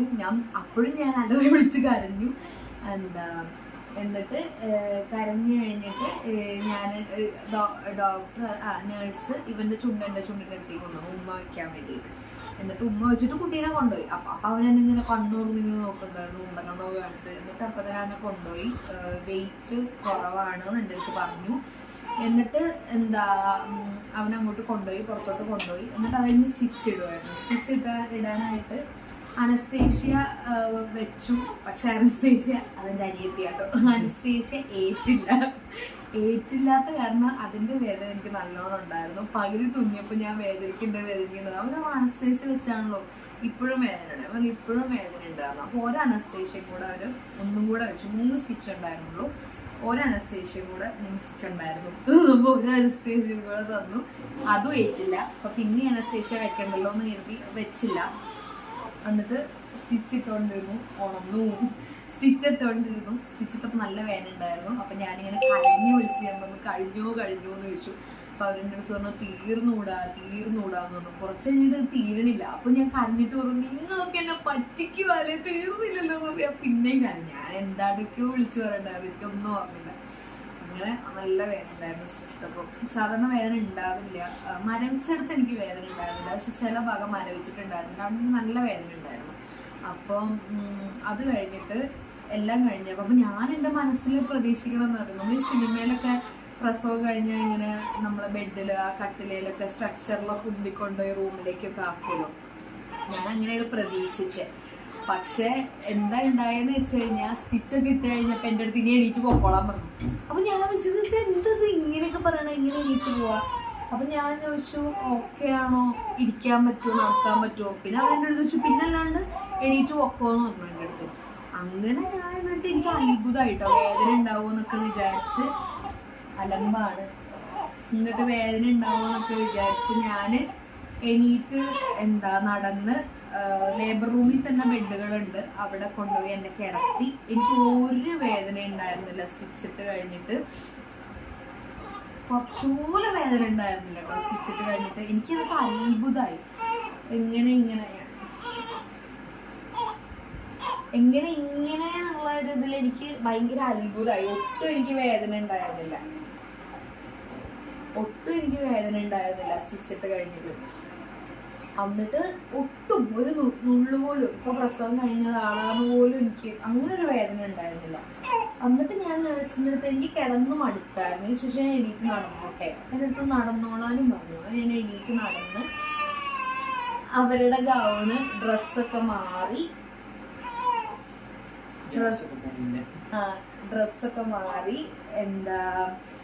കിടന്ന് കുറച്ച് കഴിഞ്ഞപ്പോൾ എൻ്റെ അമ്മേൻ്റെ ചേച്ചി വന്നു, എനിക്ക് കട്ടൻ ചായ ഒക്കെ തരാനായിട്ട് വന്നു കഴിഞ്ഞ് കട്ടൻ ചായ ഒക്കെ തന്നു. ദിവ്യമ്മ എനിക്ക് ഉമ്മയൊക്കെ തന്നിട്ട് എൻ്റെ അടുത്ത് വന്നാലും എൻ്റെ കുട്ടി സഹിച്ചല്ലോ എന്നൊക്കെ പറഞ്ഞ ഉമ്മയൊക്കെ തന്നു. അതെനിക്കൊരു അച്ചീവ്മെന്റ് പോലെയായിരുന്നു. എനിക്കെടുത്ത് ഉമ്മയൊക്കെ തന്നു കഴിഞ്ഞ് ഉള്ളു പരിശോധിക്കാൻ വേണ്ടി വന്നു. പിന്നെ അപ്പൊ ഞാൻ ചോദിച്ചു ഇനിയോ എന്ന് ചോദിച്ചു. ഓരോ ഉള്ളിൽ ബ്ലഡ് എല്ലാം ക്ലോട്ട് ആയിട്ടുണ്ടോന്ന് അറിയാൻ വേണ്ടിയിട്ടാണ് വന്നത്. അങ്ങനെ നോക്കി, ഒന്നും ക്ലോട്ട് ആയിട്ടൊന്നും ഇല്ല എന്ന് പറഞ്ഞു. അത് എനിക്ക് അത്ര വലിയ വേദന ഒന്നും ഉണ്ടായിരുന്നില്ല. സ്റ്റിച്ചിട്ട് കഴിഞ്ഞിട്ട് PV ചെയ്തിട്ടോ വലിയ വേദന ഒന്നും ഉണ്ടായിരുന്നില്ല. എന്നിട്ട് വന്നിട്ട് കട്ടൻ ചായയും ബണ്ണൊക്കെ തന്നു. ദിവ്യമ്മ വന്നിട്ട് അത് കഴിഞ്ഞ് കുഞ്ഞിനെ കൊണ്ടുവന്നു. അവനെ കൊണ്ടുവന്ന് പാല് കൊടുക്കാൻ വേണ്ടിയിട്ട് അവനെ കൊണ്ടുവന്നു. പാല് കൊടുത്ത് കുറച്ചു നേരം കഴിഞ്ഞിട്ട് ഞാൻ തിരിച്ചു കൊണ്ടുപോയി. എന്നിട്ട് ഞാൻ ചോദിച്ചു എന്നെ ഒന്ന് റൂമിലേക്ക് വിടുമെന്ന് ചോദിച്ചു. അപ്പോൾ അവർ പറഞ്ഞു മൂത്രം ഒഴിച്ചാലേ വിടുള്ളൂ എന്ന് പറഞ്ഞു. അപ്പോൾ എനിക്ക് പിന്നെ ടെൻഷനായി, സ്റ്റിച്ചും വെച്ച് എങ്ങനെ മൂത്രം ഒഴിക്കുമ്പോൾ വേദനിക്കുമെന്ന് എനിക്ക് ഭയങ്കര ടെൻഷനായി. അങ്ങനെ കുറേ നേരം ഞാൻ വെയിറ്റ് ചെയ്തു, കുറേ വെള്ളം കുടിച്ചു മൂത്രം ഒഴിക്കാൻ വേണ്ടിയിട്ട്. തിരിഞ്ഞു പറഞ്ഞൊക്കെ കിടന്നു കേട്ടോ, എനിക്ക് ഒരു വേദന ഉണ്ടായിരുന്നില്ല. പ്രസവം കഴിഞ്ഞ് ആദ്യം ഒന്ന് കമിഴ്ന്ന് കിടക്കണം എന്നായിരുന്നു എൻ്റെ ആഗ്രഹം. അത്രയും നാളെ കമിഴ്ന്ന് കിടക്കാത്തത്. ഞാൻ കമിഴ്ന്ന് കിടക്കാൻ ശ്രമിച്ചു, പക്ഷേ എനിക്ക് പേടി ഉണ്ടായ കാരണം ഞാൻ കമിഴ്ന്ന് കിടന്നത്. വേദന ഒന്നും ഉണ്ടായിരുന്നില്ല കേട്ടോ. അങ്ങനെ ഞാൻ മൂത്രം ഒഴിക്കാൻ വേണ്ടിയിട്ട് ബാത്റൂമിലേക്ക് ഞാൻ ഒന്ന് ട്രൈ ചെയ്ത് നോക്കാമെന്ന് എഴുതി പോയി. സക്സസ്ഫുള്ളി ഞാൻ മൂത്രമൊഴിച്ചു. അതുകഴിഞ്ഞിട്ട് ഞാൻ അവരുടെ അടുത്ത് ഞാൻ മൂത്രമൊഴിച്ചു എന്ന് പറഞ്ഞു. അപ്പോൾ നേഴ്സുമാർക്ക് എൻ്റെ സ്വഭാവം അറിയുന്ന കാരണം തന്നെ, എനിക്ക് പേടിയാണെന്ന് അറിയണ കാരണം തന്നെ അവരെൻ്റെ അടുത്ത് വെച്ചു റൂമിൽ പോകാൻ വേണ്ടി കള്ളം പറയല്ലേ എന്ന് വെച്ചു. കാരണം എൻ്റെ അടുത്ത് പറഞ്ഞായിരുന്നു മൂത്രമൊഴിച്ചില്ലെങ്കിൽ ട്യൂബ് ഇടേണ്ടി വരുന്നു. അപ്പോൾ എങ്ങാനും ഞാൻ കള്ളം പറയണമെന്ന് വിചാരിച്ചിട്ട് എൻ്റെ അടുത്ത് വെച്ചു കള്ളം പറയല്ലേ എന്ന് ചോദിച്ചു. അപ്പോൾ ഞാൻ ചോദിച്ചായിരുന്നേ മൂത്രമൊഴിക്കുമ്പോൾ വേദനിക്കുന്നു. അപ്പം എന്നെ ചീത്തയും പറഞ്ഞായിരുന്നു, എന്തൊരു പേടിയാണ്, പ്രസവം കഴിഞ്ഞില്ല ഇനിയും പേടിയാണോ എന്ന് ചോദിച്ചായിരുന്നു. അപ്പോൾ മൂത്രം ഒഴിച്ചു എന്ന് പറഞ്ഞപ്പോൾ എൻ്റെ അടുത്തൊന്നും ഇല്ല കള്ളം പറയാം. ഞാനെങ്കിൽ സത്യമായിട്ട് ഞാൻ മൂത്രം ഒഴിച്ചു, അമ്മയാണ് സത്യം എന്നൊക്കെ പറഞ്ഞു. ഞാൻ എന്നിട്ട് എന്നെ മൂത്രം ഒഴിച്ചായിരുന്നു, സത്യത്തിൽ ഞാൻ മൂത്രം ഒഴിച്ചായിരുന്നു കേട്ടോ.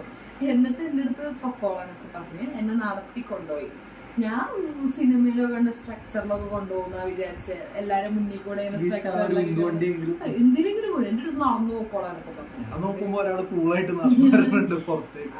പിന്നെ എനിക്ക്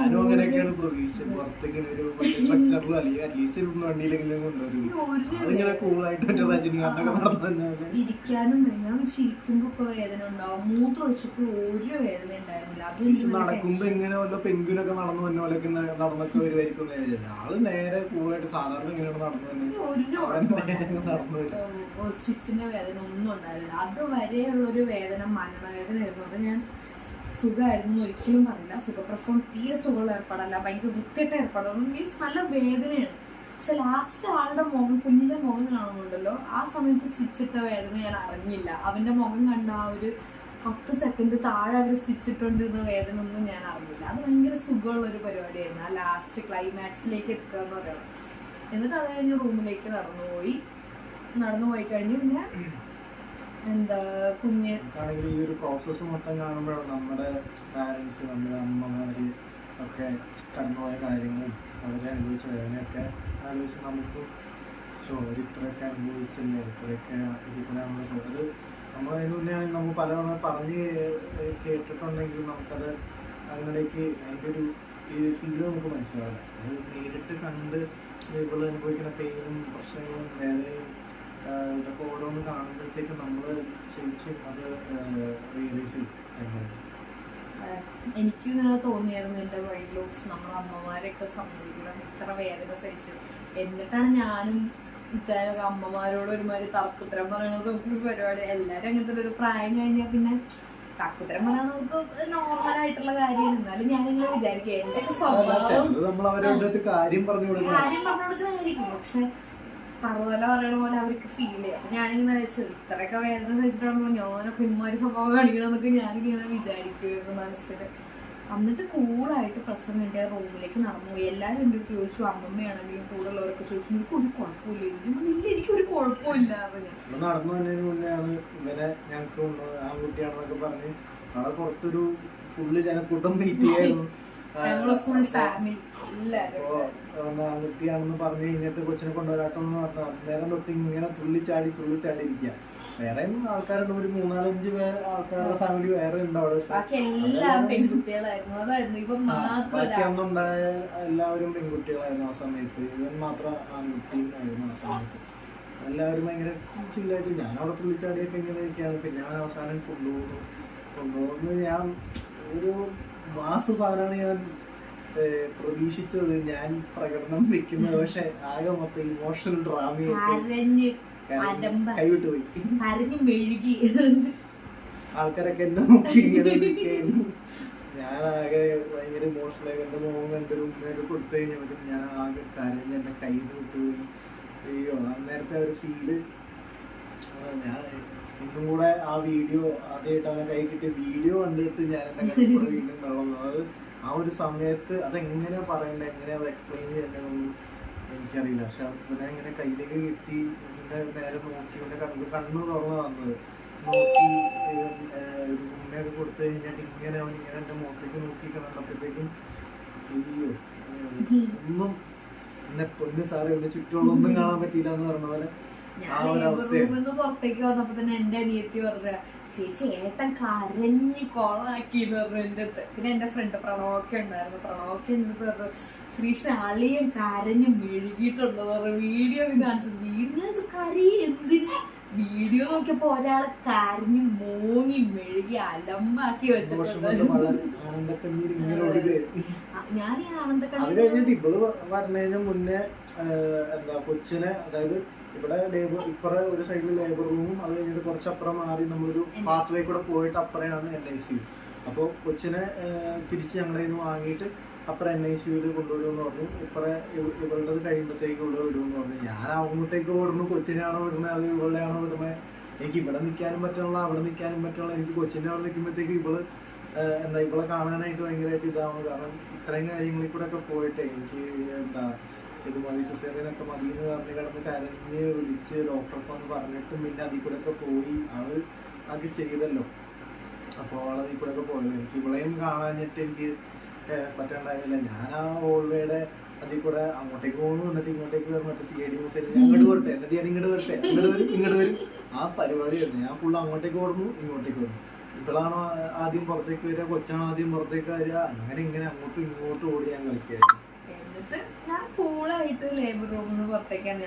അതിന് എനിക്ക് നന്ദി പറയാനുള്ള ഇച്ചായനോടാണ്. ഇച്ചായൻ അപ്പൊ വേണ്ട സിസേറിയനെ നോക്കുമ്പോൾ ഡോക്ടർ ഇത് പറഞ്ഞില്ലായിരുന്നെങ്കിൽ മിക്കവാറും ഞാൻ എങ്ങനെയും കരഞ്ഞ് സിസേറിയൻ ഞാൻ സംഭവിച്ചേനെ. അതെ, അത് കഴിഞ്ഞപ്പോൾ ഞാൻ വിചാരിച്ചു എന്ത് സുഖ, അത് തോന്നുന്നില്ല. കുട്ടീനെ കിട്ടുന്നതിന് നല്ല ബുദ്ധിമുട്ട് തന്നെയായിരുന്നു. അതൊരിക്കലും സിമ്പിളായിരുന്നു ഞാൻ പറയില്ല. ഞാനിപ്പോൾ ചത്തു പോകുന്നു വരെ ഞാൻ വിചാരിച്ചായിരുന്നു ആ വേദനയിൽ. പക്ഷെ അത് കഴിഞ്ഞ് സ്റ്റിച്ചിട്ട് കഴിഞ്ഞപ്പോൾ പിന്നെ പ്രസവം കഴിഞ്ഞതിൻ്റെ ഒരു തെളിവ് പോലും ഉണ്ടാവില്ല എന്നൊക്കെ നമ്മൾ പറയില്ല. അതുപോലെ എനിക്ക് ഒരു വേദന ഉണ്ടായിരുന്നില്ല. കുറേ പേര് പറയണ കേട്ടിട്ടുണ്ട് കേട്ടോ, സ്റ്റിച്ചിന്റെ വേദന നല്ലോണം ഉണ്ടാവും, ഇരിക്കാൻ ബുദ്ധിമുട്ട്, നിൽക്കാൻ ബുദ്ധിമുട്ട്, നടക്കാൻ ബുദ്ധിമുട്ട്, ഇരിക്കുമ്പോൾ ഒരു ചന്തി കുത്തി ഇരിക്കാൻ പറ്റുന്നു. പക്ഷെ എനിക്ക് അങ്ങനത്തെ ഒരു കുഴപ്പം ഉണ്ടായിരുന്നില്ല. എന്നിട്ട് അന്ന് തന്നെ ഞാൻ എണീറ്റ് നടക്കുക. ഞാൻ നടന്നാണ് റൂമിലേക്ക് പോയതും. അന്ന് തന്നെ പുറത്തു കൂടെ എണീറ്റ് നടക്കുമ്പോൾ എൻ്റെ അമ്മമ്മയൊക്കെ എന്നെ ചീത്ത പറയുമായിരുന്നു. എന്ത് ഇപ്പം എണീറ്റാണ്, ഇപ്പോൾ പ്രസവം കഴിഞ്ഞ് വന്നിട്ടല്ലേ ഉള്ളൂ. പക്ഷെ എനിക്കൊരു ബുദ്ധിമുട്ടുണ്ടായിരുന്നു. എന്നിട്ട് അന്ന് പ്രസവം കഴിഞ്ഞ് ഞാൻ 7-ാം തീയതി റൂമിലേക്ക് എത്തി. 11:30-ക്കായിരുന്നു പ്രസവം.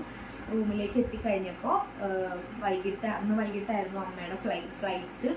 വൈകിട്ട് രാത്രി ഒരു 8 മണിയൊക്കെ ആയപ്പോഴത്തേനും അമ്മ വന്നു. അമ്മ കുഞ്ഞാമ്മേനെ കണ്ടു. അമ്മേൻ്റെ കണ്ണൊക്കെ നിറഞ്ഞു. അമ്മമ്മയാണല്ലോ, അങ്ങനെ വന്നു. പിന്നെ രാവിലെ തന്നെ അവിടുത്തെ അമ്മയൊക്കെ രാവിലെ വന്നായിരുന്നു. എനിക്ക് കാണാൻ പറ്റില്ലായിരുന്നു. ആദ്യമേ ഇറങ്ങി വന്നല്ലേ, പറഞ്ഞിട്ടും ആദ്യമേ വന്നത് അല്ല ആദ്യമേ കുഞ്ഞിനെ കണ്ടു. അപ്പൊ അതിന്റെ വീഡിയോ എനിക്ക് കാണാൻ പറ്റുള്ളൂ. അമ്മയും ഭയങ്കര ഇമോഷണലായി കുഞ്ഞിന് ഉമ്മയൊക്കെ കൊടുത്ത്, അമ്മയും അപ്പയും അനിയനും ഒക്കെ വന്ന് അമ്മ അങ്ങനെ വാങ്ങി. എനിക്ക് ഏറ്റവും കൂടുതൽ കണ്ടിട്ട് എനിക്ക് ഇതായത് അതിന്റെ അനിയന്റെ എക്സ്പ്രഷനാണ്. പുള്ളിയാണ് ഏറ്റവും കൂടുതൽ എക്സൈറ്റഡ് ആയിട്ടൊക്കെ ഇരിക്കുക ഫേസ് കാണുമ്പോ. അങ്ങനെ എല്ലാരും വന്ന് വൈകിട്ടായപ്പോ എന്റെ അമ്മയും വന്ന് എന്റെ അടുത്ത് ഫ്രഷ് ആവാനൊക്കെ പറഞ്ഞു. അങ്ങനെ പോയി ഞാൻ ഒന്ന് ഫ്രഷ് ആവുകയൊക്കെ ചെയ്തു. ബ്ലീഡിങ് ഉണ്ടായിരുന്നു, വേറെ ഇഷ്യൂസോ കാര്യങ്ങളോ ഒന്നും ഉണ്ടായിരുന്നില്ല. ഞാൻ എണീറ്റ് നടക്കുക, എനിക്ക് ഇരിക്കാൻ തന്നെ കിടക്കാൻ തന്നെ തോന്നുന്നുണ്ടായിരുന്നില്ല. അങ്ങനെ അങ്ങോട്ടും ഇങ്ങോട്ടും നടക്കുക, അങ്ങനെ കുഴപ്പമൊന്നും ഉണ്ടായിരുന്നില്ല. നേഴ്സ് എൻ്റെ അടുത്ത് അടുത്ത ദിവസം രാവിലെ ലേബർ റൂമിലേക്ക് വരാൻ പറഞ്ഞായിരുന്നു, ഒന്നും കൂടെ ഉള്ളു പരിശോധിക്കാൻ വേണ്ടി, എന്തെങ്കിലും കുഴപ്പമുണ്ടോ നോക്കാൻ വേണ്ടി ഡിസ്ചാർജിന് മുന്നേ. അത് ഞാൻ നടന്നപ്പോൾ അന്ന് തന്നെ ഡെലിവറി കഴിഞ്ഞ അന്ന് തന്നെ രാത്രി ഞാൻ വരാന്തേ കൂടെ അറിയുന്നപ്പോൾ നേഴ്സ് ചോദിച്ചു, ഇന്നല്ലേ പ്രസവം കഴിഞ്ഞാൽ ഇതിപ്പോൾ കഴിഞ്ഞോളൂ എന്ന് പറയും. ഇപ്പം കഴിഞ്ഞൊരു 1 മണിക്കൂർ പോലും ആയിട്ടില്ല. സാധാരണ ഇങ്ങനെ ആരും എണീറ്റ് നടക്കാൻ കാണാറില്ല എന്ന് പറഞ്ഞു എൻ്റെ അടുത്ത്. അങ്ങനെ പറഞ്ഞു. അങ്ങനെ ഒരു കുഴപ്പമില്ലാണ്ട് അതങ്ങോട്ട് തീർന്നു കിട്ടി. അടുത്ത ദിവസം തന്നെ ഡിസ്ചാർജും ചെയ്തു. അടുത്ത ദിവസം ഉള്ളു പരിശോധിച്ചു, ഒന്ന് PV ചെയ്തു രാവിലെ. അപ്പോൾ വേദനയും കാര്യങ്ങളൊന്നും ഉണ്ടായിരുന്നില്ല കേട്ടോ. സ്റ്റിച്ച് ഒക്കെ നോക്കി, എല്ലാം നോക്കി, മരുന്ന് ഒഴിച്ചു. സ്റ്റിച്ചിൽ PV ചെയ്തപ്പോൾ കുഴപ്പമൊന്നും ഉണ്ടായിരുന്നില്ല. എല്ലാവർക്കും മുട്ടായി ഒക്കെ വാങ്ങിക്കൊടുത്തു. ആഴ്ചയായി മുട്ടായി വാങ്ങിക്കാനായിട്ട് പോയപ്പോഴത്തേന് എൻ്റെ വല്യമ്മയുടെ മരുമോൻ ചെന്ന് എല്ലാവർക്കും മുട്ടായും കാര്യങ്ങളൊക്കെ വാങ്ങിക്കൊടുത്ത് ഞങ്ങൾ അവിടുന്ന് ഡിസ്ചാർജ്. കുഞ്ഞ് വെയിറ്റ് കുറവായിരുന്നു, അവൻ്റെ ബർത്ത് വെയിറ്റ് 2,450. ആദ്യം വന്നത് ഞങ്ങളുടെ അടുത്ത് പറഞ്ഞു 2,650 എന്നാണ് അതിന് പുറത്തേക്ക് വന്ന് പറഞ്ഞത്.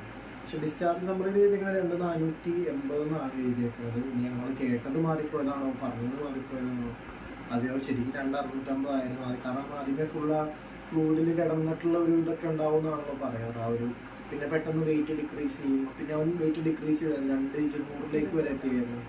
പിന്നെ ഇപ്പൊ അത്യാവശ്യം നല്ല രീതിക്ക് പാലത്തിൽ കുടിച്ച് 300 ആയി.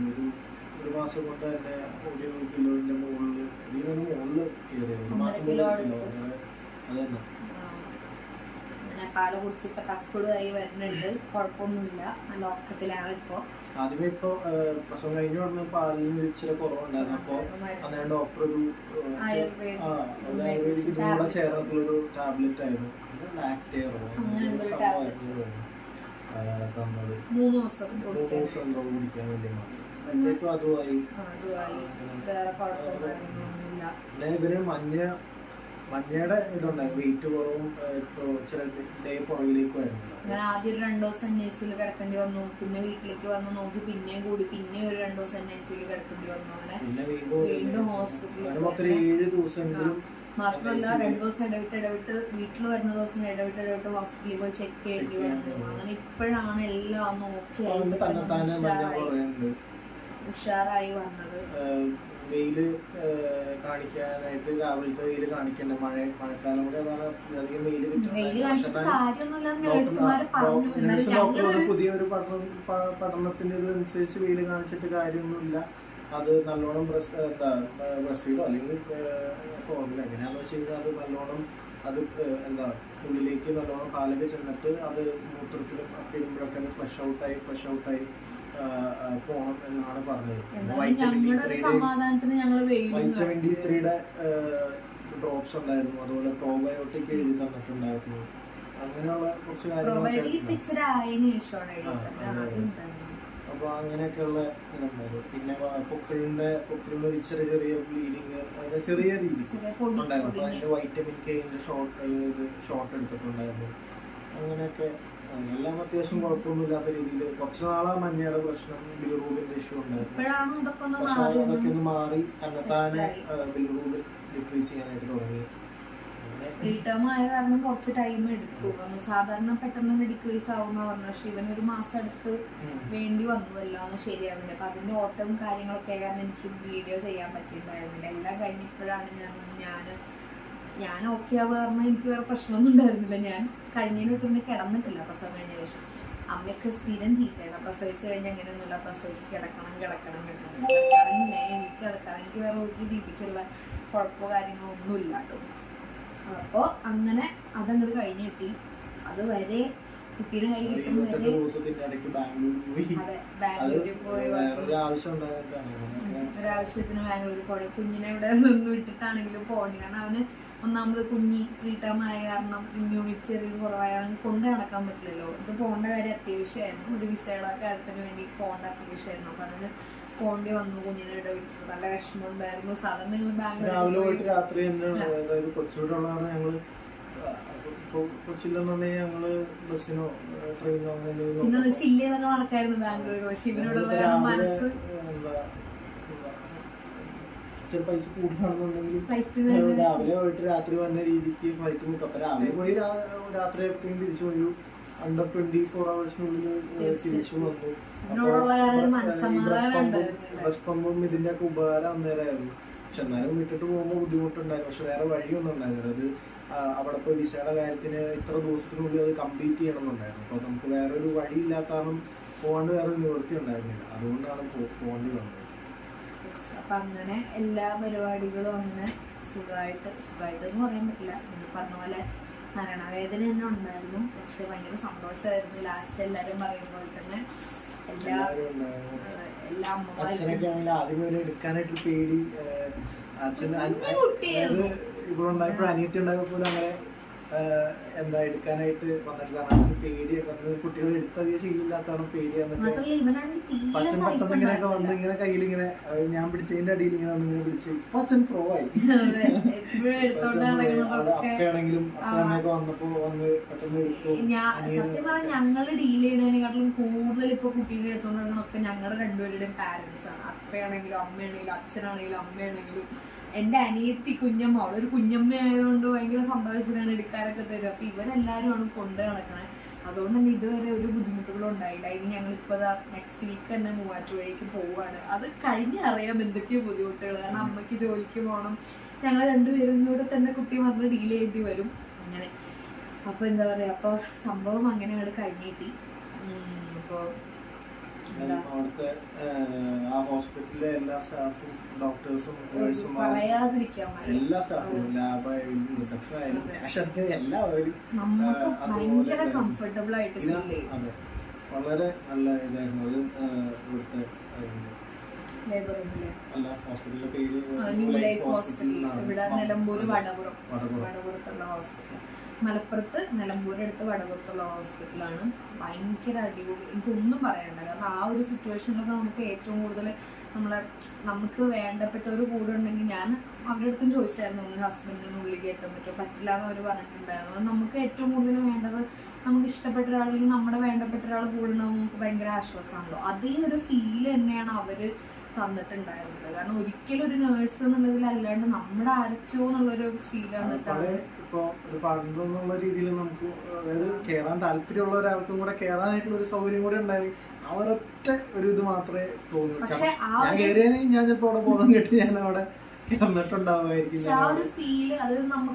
പക്ഷെ നമ്മളും കൂടെ കണ്ടത് എക്സ്പീരിയൻസ് ചെയ്യണം. കാരണം ഞാൻ അതിൻ്റെ ഒരു ഭൂരിഭാഗം സംഭവം ഞാൻ കാണുന്നുണ്ട്. ഞാൻ കണ്ടൊരു കാര്യം വെച്ച് തന്നെ എനിക്ക് as A wife, as A mother എന്നുള്ള രീതിയിൽ ഇവളോടും എൻ്റെ അമ്മയോടും എല്ലാ അമ്മമാരോടും എനിക്ക് ആ ഒരു റെസ്പെക്ട് എനിക്ക് കൂടിയത്. അതായത് ആ ഒരു ഇതിൽ കൂടെ കുറച്ച് നേരത്തെ ഇതാണെങ്കിൽ പോലും കണ്ടതോടുകൂടി. കാരണം അത് ശരിക്കും സമ്മതിച്ചു കൊടുക്കണം ഇവരെ. അപ്പോൾ അത്രയാണ് എൻ്റെ എക്സ്പീരിയൻസസ്. അതുപോലെ നമ്മൾ വന്ന ഹോസ്പിറ്റലും അവിടെ വന്ന ഹോസ്പിറ്റലും പ്രസവത്തിനാണ് നമ്മൾ ഇങ്ങോട്ടേക്ക് വന്നത്. അതുവരെ കാണിച്ച ഹോസ്പിറ്റലും ഡോക്ടറും നിർമ്മല ഹോസ്പിറ്റലും അവിടുത്തെ തെരേസ് ഡോക്ടർ ഏത് പാതിരാത്രി ഞാനാണെങ്കിൽ അനങ്ങിയ കുട്ടി അനങ്ങണില്ല, ബി.പി കൂടി. എനിക്ക് എന്ത് ചെറിയ ഡൗട്ട് വന്നാലും ഞാൻ ഡോക്ടർക്ക് മെസ്സേജ് അയക്കാൻ വിളിക്കാം പാതിരാത്രി. അപ്പോഴൊക്കെ ഡോക്ടറുടെ പേഴ്സണൽ നമ്പർ എപ്പോൾ വിളിച്ചു കഴിഞ്ഞാലും ഡോക്ടർ റിപ്ലൈ ചെയ്യും, ഫോൺ എടുക്കും. എന്നെക്കൊണ്ട് ഡോക്ടർ പറയുകയും ചെയ്തു ഇതിനെ കൊണ്ട് കുടുങ്ങിയല്ലോ. രാത്രി 12 മണിക്ക് ഞങ്ങൾ പോയി ബി.പി ഒക്കെ കൂടി ഞങ്ങൾ പോയ സമയത്ത് ഡോക്ടർ അപ്പോഴും വരും. രാത്രി 12 മണിയാണെങ്കിലും ഡോക്ടർ വരും, നോക്കും. അത്രയ്ക്ക് കമ്മിറ്റഡ് ആയിട്ടുള്ള അത്രയ്ക്ക് അടിപൊളിയായിട്ടുള്ള ഡോക്ടർ. ഏത് പാതിരാത്രി മെസ്സേജ് അയച്ചാലും വിളിച്ചാലും ഒക്കെ റിപ്ലൈ അപ്പം തന്നെ ഉണ്ടാവും. വിളിച്ചാലാണെങ്കിലും കഴിഞ്ഞിട്ടാണ് ഞങ്ങൾ ഡോക്ടറെ വിളിച്ചു കഴിഞ്ഞിട്ട് പറഞ്ഞു കഴിഞ്ഞപ്പോഴത്തേക്കും വളരെ സന്തോഷം. നോർമൽ, അതായത് അവിടെ ആ ഡോക്ടറാണെങ്കിൽ പോലും നോർമൽ ഡെലിവറി മാക്സിമം പ്രൊമോട്ട് ചെയ്യണ ഡോക്ടർ. അതുപോലെ അധികം മെഡിസിൻസ് ഒന്നും നമുക്ക് തരില്ല, കറക്റ്റ് വേണ്ടത് മാത്രം. എന്താ പിന്നെ 6 മാസം വരെ ബ്രസ്റ്റ് മിൽക്ക് മാത്രമേ കൊടുക്കാവൂ എന്നൊക്കെ മാക്സിമം. അതായത് പറ്റില്ലാത്തവരുണ്ട് അല്ലെങ്കിൽ ബുദ്ധിമുട്ടുള്ളവരുണ്ട്, അവർ ഓബിയസ്ലി വേറെ ഓപ്ഷൻ വേണ്ടാണ്ട് നമുക്ക് പറ്റുന്ന ഒരാളാണെങ്കിൽ മാക്സിമം അത് തന്നെ വേണമെന്നൊക്കെ പറഞ്ഞ് വളരെ ഇതായിട്ടുള്ള ഒരു ഡോക്ടറാണ് കരേഷ് ഡോക്ടർ. അപ്പോൾ ഡോക്ടറിനോടും ഇവിടെയുള്ള ഷാന്തി മാഡത്തിനോടും അതുപോലെ ഡെലിവറി എടുത്ത ജൂനിയർ ഡോക്ടർ പേരറിയില്ല, ജൂനിയർ ഡോക്ടർ ആണെങ്കിലും ലേബർ റൂമിലെ സിസ്റ്റർമാരും അല്ലാണ്ടുള്ള സിസ്റ്റർമാരും NICUലെ സിസ്റ്റർമാരും റിസപ്ഷനിലെ ചേച്ചിമാരും എല്ലാ സ്റ്റാഫ്സും ക്യാൻറ്റീനിലെ സ്റ്റാഫ് പോലും ഹോസ്പിറ്റലും മൂവാറ്റുപുഴയിലുള്ള നിർമ്മല ഹോസ്പിറ്റലാണെങ്കിലും അതെ, ഇവിടെ മലപ്പുറം വടപുറത്തുള്ള ലൈഫ് ഹോസ്പിറ്റലിലുള്ള എല്ലാ ഡോക്ടർമാരും സ്റ്റാഫുമാരും എല്ലാവരോടും ഒരുപാട് താങ്ക്സ്. കാരണം അത്രയ്ക്ക് അവര് സപ്പോർട്ട് ചെയ്തു. ആ ഒരു സമയത്ത് നമുക്ക് ഏറ്റവും കൂടുതൽ വേണ്ട സമാധാനമാണ്. അത് ഞാൻ കേട്ടിട്ടുണ്ട് ചില ഹോസ്പിറ്റലിലൊക്കെ ഡോക്ടർമാരങ്ങനെ നേഴ്സുമാർക്ക് ഹാഷായിട്ട് പെരുമാറുമ്പോൾ നമുക്ക് ഭയങ്കര ബുദ്ധിമുട്ടായിരിക്കും ആ സമയത്തൊക്കെ. അതൊക്കെ ഞാൻ മനസ്സിൽ വെച്ചിട്ടാണ് പോയത്. പക്ഷെ എന്താ പറയുക, എനിക്ക് അത്രയ്ക്ക് ഭയങ്കര കംഫർട്ടബിൾ ആയിരുന്നു ഞാനവിടെ. അങ്ങനത്തെ ഒരു ഫീലായിരുന്നു. പിന്നെ ഓരോരുത്തരും നമ്മള് കണ്ടു കഴിയുമ്പോഴത്തേക്കും നിന്ന് നമ്മുടെ അടുത്ത് വിശേഷങ്ങളൊക്കെ ചോദിച്ച് കാര്യങ്ങളൊക്കെ പിന്നീടാണെങ്കിൽ എപ്പോഴെപ്പോഴും പോയി കഴിഞ്ഞാൽ ഓരോരുത്തരും വന്ന് നമ്മുടെ അടുത്ത് എങ്ങനെയാണ് മഞ്ഞ കുറഞ്ഞോ ബിൽഡൂബിങ് കുറഞ്ഞോ ഇവിടെ ഓക്കെയാണോ എങ്ങനെയുണ്ട് കുഞ്ഞ് അവര് എല്ലാവരും ഓരോരുത്തരും നിന്ന് നമ്മുടെ അടുത്ത് കാര്യം നമ്മുടെ അത്രയ്ക്ക് പരിചയമുള്ള ഒരാൾക്കാരെ പോലെയാണ് പിന്നീട് ഓരോ തവണ നമ്മൾ പോകുന്നത്. ക്യാൻറ്റീനിലുള്ളവരാണെങ്കിൽ പോലും എല്ലാവരും അങ്ങനെ തന്നെയാണ്. അത് വളരെ നല്ലൊരു ഇതാണ്. അപ്പോൾ അങ്ങനെയായിരുന്നു എൻ്റെ എക്സ്പീരിയൻസ്. ഇനി എന്തെങ്കിലും ഡൗട്ട് ഉണ്ടെന്നുണ്ടെങ്കിൽ എനിക്ക് അറിയുന്ന കാര്യങ്ങളുണ്ടെങ്കിൽ ഞാൻ പറഞ്ഞുതരാം, കമൻറ്റ് ബോക്സിൽ ഇട്ടാൽ മതി, അല്ലെങ്കിൽ എനിക്ക് ഇൻസ്റ്റാഗ്രാമിൽ മെസ്സേജ് അയച്ചാൽ മതി. അപ്പോൾ ഇത്രയാണ് കാര്യങ്ങൾ. അപ്പോൾ ഇനി അടുത്തൊരു വീഡിയോ ആയിട്ട് വരുന്നതായിരിക്കും. Tata, bye bye, see you. Like ചെയ്യുക, കമൻറ്റ് ചെയ്യുക, സബ്സ്ക്രൈബ് ചെയ്യുക. ഇവനിടയ്ക്ക് കരഞ്ഞോണ്ടിരുന്നൊന്നല്ല കേട്ടോ, അത് ഉറക്കത്തിൽ ഇങ്ങനെ ഒരു ഞെരക്കവും മൂളലും ഗ്യാസിന്റെ ഇഷ്യൂ ഉണ്ട്. അപ്പൊ അവര് ഡീപ് സ്ലീപ്പിലായിരിക്കും. പക്ഷെ ഇങ്ങനെ ഞെരങ്കിലും മൂളലും പോലെയൊക്കെ. അപ്പൊ നമ്മൾ ചാടിക്കറി എടുക്കാൻ പോയി കഴിഞ്ഞാൽ അവര് അല്ലാതെ കുട്ടി കരഞ്ഞിട്ട് ചിലപ്പോ നാളെ ന്യൂസ് ഒക്കെ വരും, മറ്റേ മനോരമയില് കുട്ടി കരഞ്ഞിട്ടും പറയാൻ പറ്റില്ലല്ലോ. ഇവരെന്ത് കിട്ടിയാലും ന്യൂസ് കുട്ടി കരഞ്ഞിട്ടും എടുക്കാതെ മാതാപിതാക്കൾ എന്നൊക്കെ പറഞ്ഞ് ഇത് പറയാൻ പറ്റില്ല. ഇപ്പത്തെ കാലമായത് അതെ അതെ, ഇപ്പത്തെ കാലത്ത് ഏതൊക്കെ വരികയെന്നൊന്നും നമുക്ക് പറയാൻ പറ്റില്ല. അവന് 2 ദിവസമായിട്ട് മുക്കലും മൂളലും ഇപ്പൊ കിടത്തിയിട്ടേ ഉള്ളൂ. അപ്പൊ ഇങ്ങനെ ഞാൻ ആട്ടി കൊടുത്തോണ്ടിരിക്കുകയായിരുന്നു. ഇവിടെ തൊട്ടി ഇപ്പൊ കണ്ടോ സുഖമായിട്ട് കിടന്നോ. അപ്പൊ ഇത് കയ്യിലെടുത്ത അവൻ മിണ്ടില്ല. അപ്പൊ അങ്ങനെയാണ്. അതെന്റെ അനിയത്തിയാണ് ഇടയ്ക്കിടയ്ക്ക് വന്നു പോണേ. കുഞ്ഞമ്മ വേഗം വാ, കൂടെ കഴിഞ്ഞിട്ട് വേണം വീഡിയോ വൈൻഡപ്പ് ചെയ്യാൻ. വേഗം വാ. കുഞ്ഞിന്റെ കുഞ്ഞമ്മ. ഞങ്ങള് 2 മക്കള് ചെറിയൊരു അസൂയൊക്കെ ഇടയ്ക്ക് തോന്നുമെങ്കിലും ഇടയ്ക്കിടയ്ക്ക് പറയും ഞാനാട്ടോ ഫസ്റ്റ് ബേബി ഒക്കെ പറയും. എന്നാലും കുഞ്ഞിനെ ഭയങ്കര ഇഷ്ടമാണ്. എന്നാലും കുഞ്ഞിനെ ആരില്ലാത്ത സമയം കുട്ടീനെ എടുത്തിട്ട് കുഞ്ഞമ്മയുടെ കുക്കറും എവിടെ, കുഞ്ഞമ്മയുടെ പൊന്നും കെട്ടി കൊച്ചാമ്പലും. അപ്പൊ അങ്ങനെയാണ്. അപ്പൊ ഹാപ്പി ഫാമിലി. ഇപ്പൊ എല്ലാരും അടിപൊളിയായിട്ട് പോകണം. ഇപ്പോഴാട്ടോ സത്യം പറഞ്ഞാൽ എല്ലാരും അങ്ങോട്ടും ഇങ്ങോട്ടും ഭയങ്കര എന്താ പറയാ ഒന്നും കൂടെ ഹാപ്പി ചെയ്തു ഇവൻ വന്നതിന് ശേഷം. അപ്പൊ ഇവൻ മുത്താണ്. അപ്പൊ ഇവന്റെ പേര് കുറെ പേര് ചോദിച്ചായിരുന്നു, കിട്ടണില്ലാന്ന്. സെയ്ഡൻ ഡ്വെയിൻ പോൾ എന്നാണ്. അതാണ് പേര്. അപ്പൊ ഇവിടെ കുറെ പഠിച്ചിട്ടാണ് സ്കൂളിൽ പോയി പറഞ്ഞു. അപ്പൊ എല്ലാരോടും ബൈ ബൈ.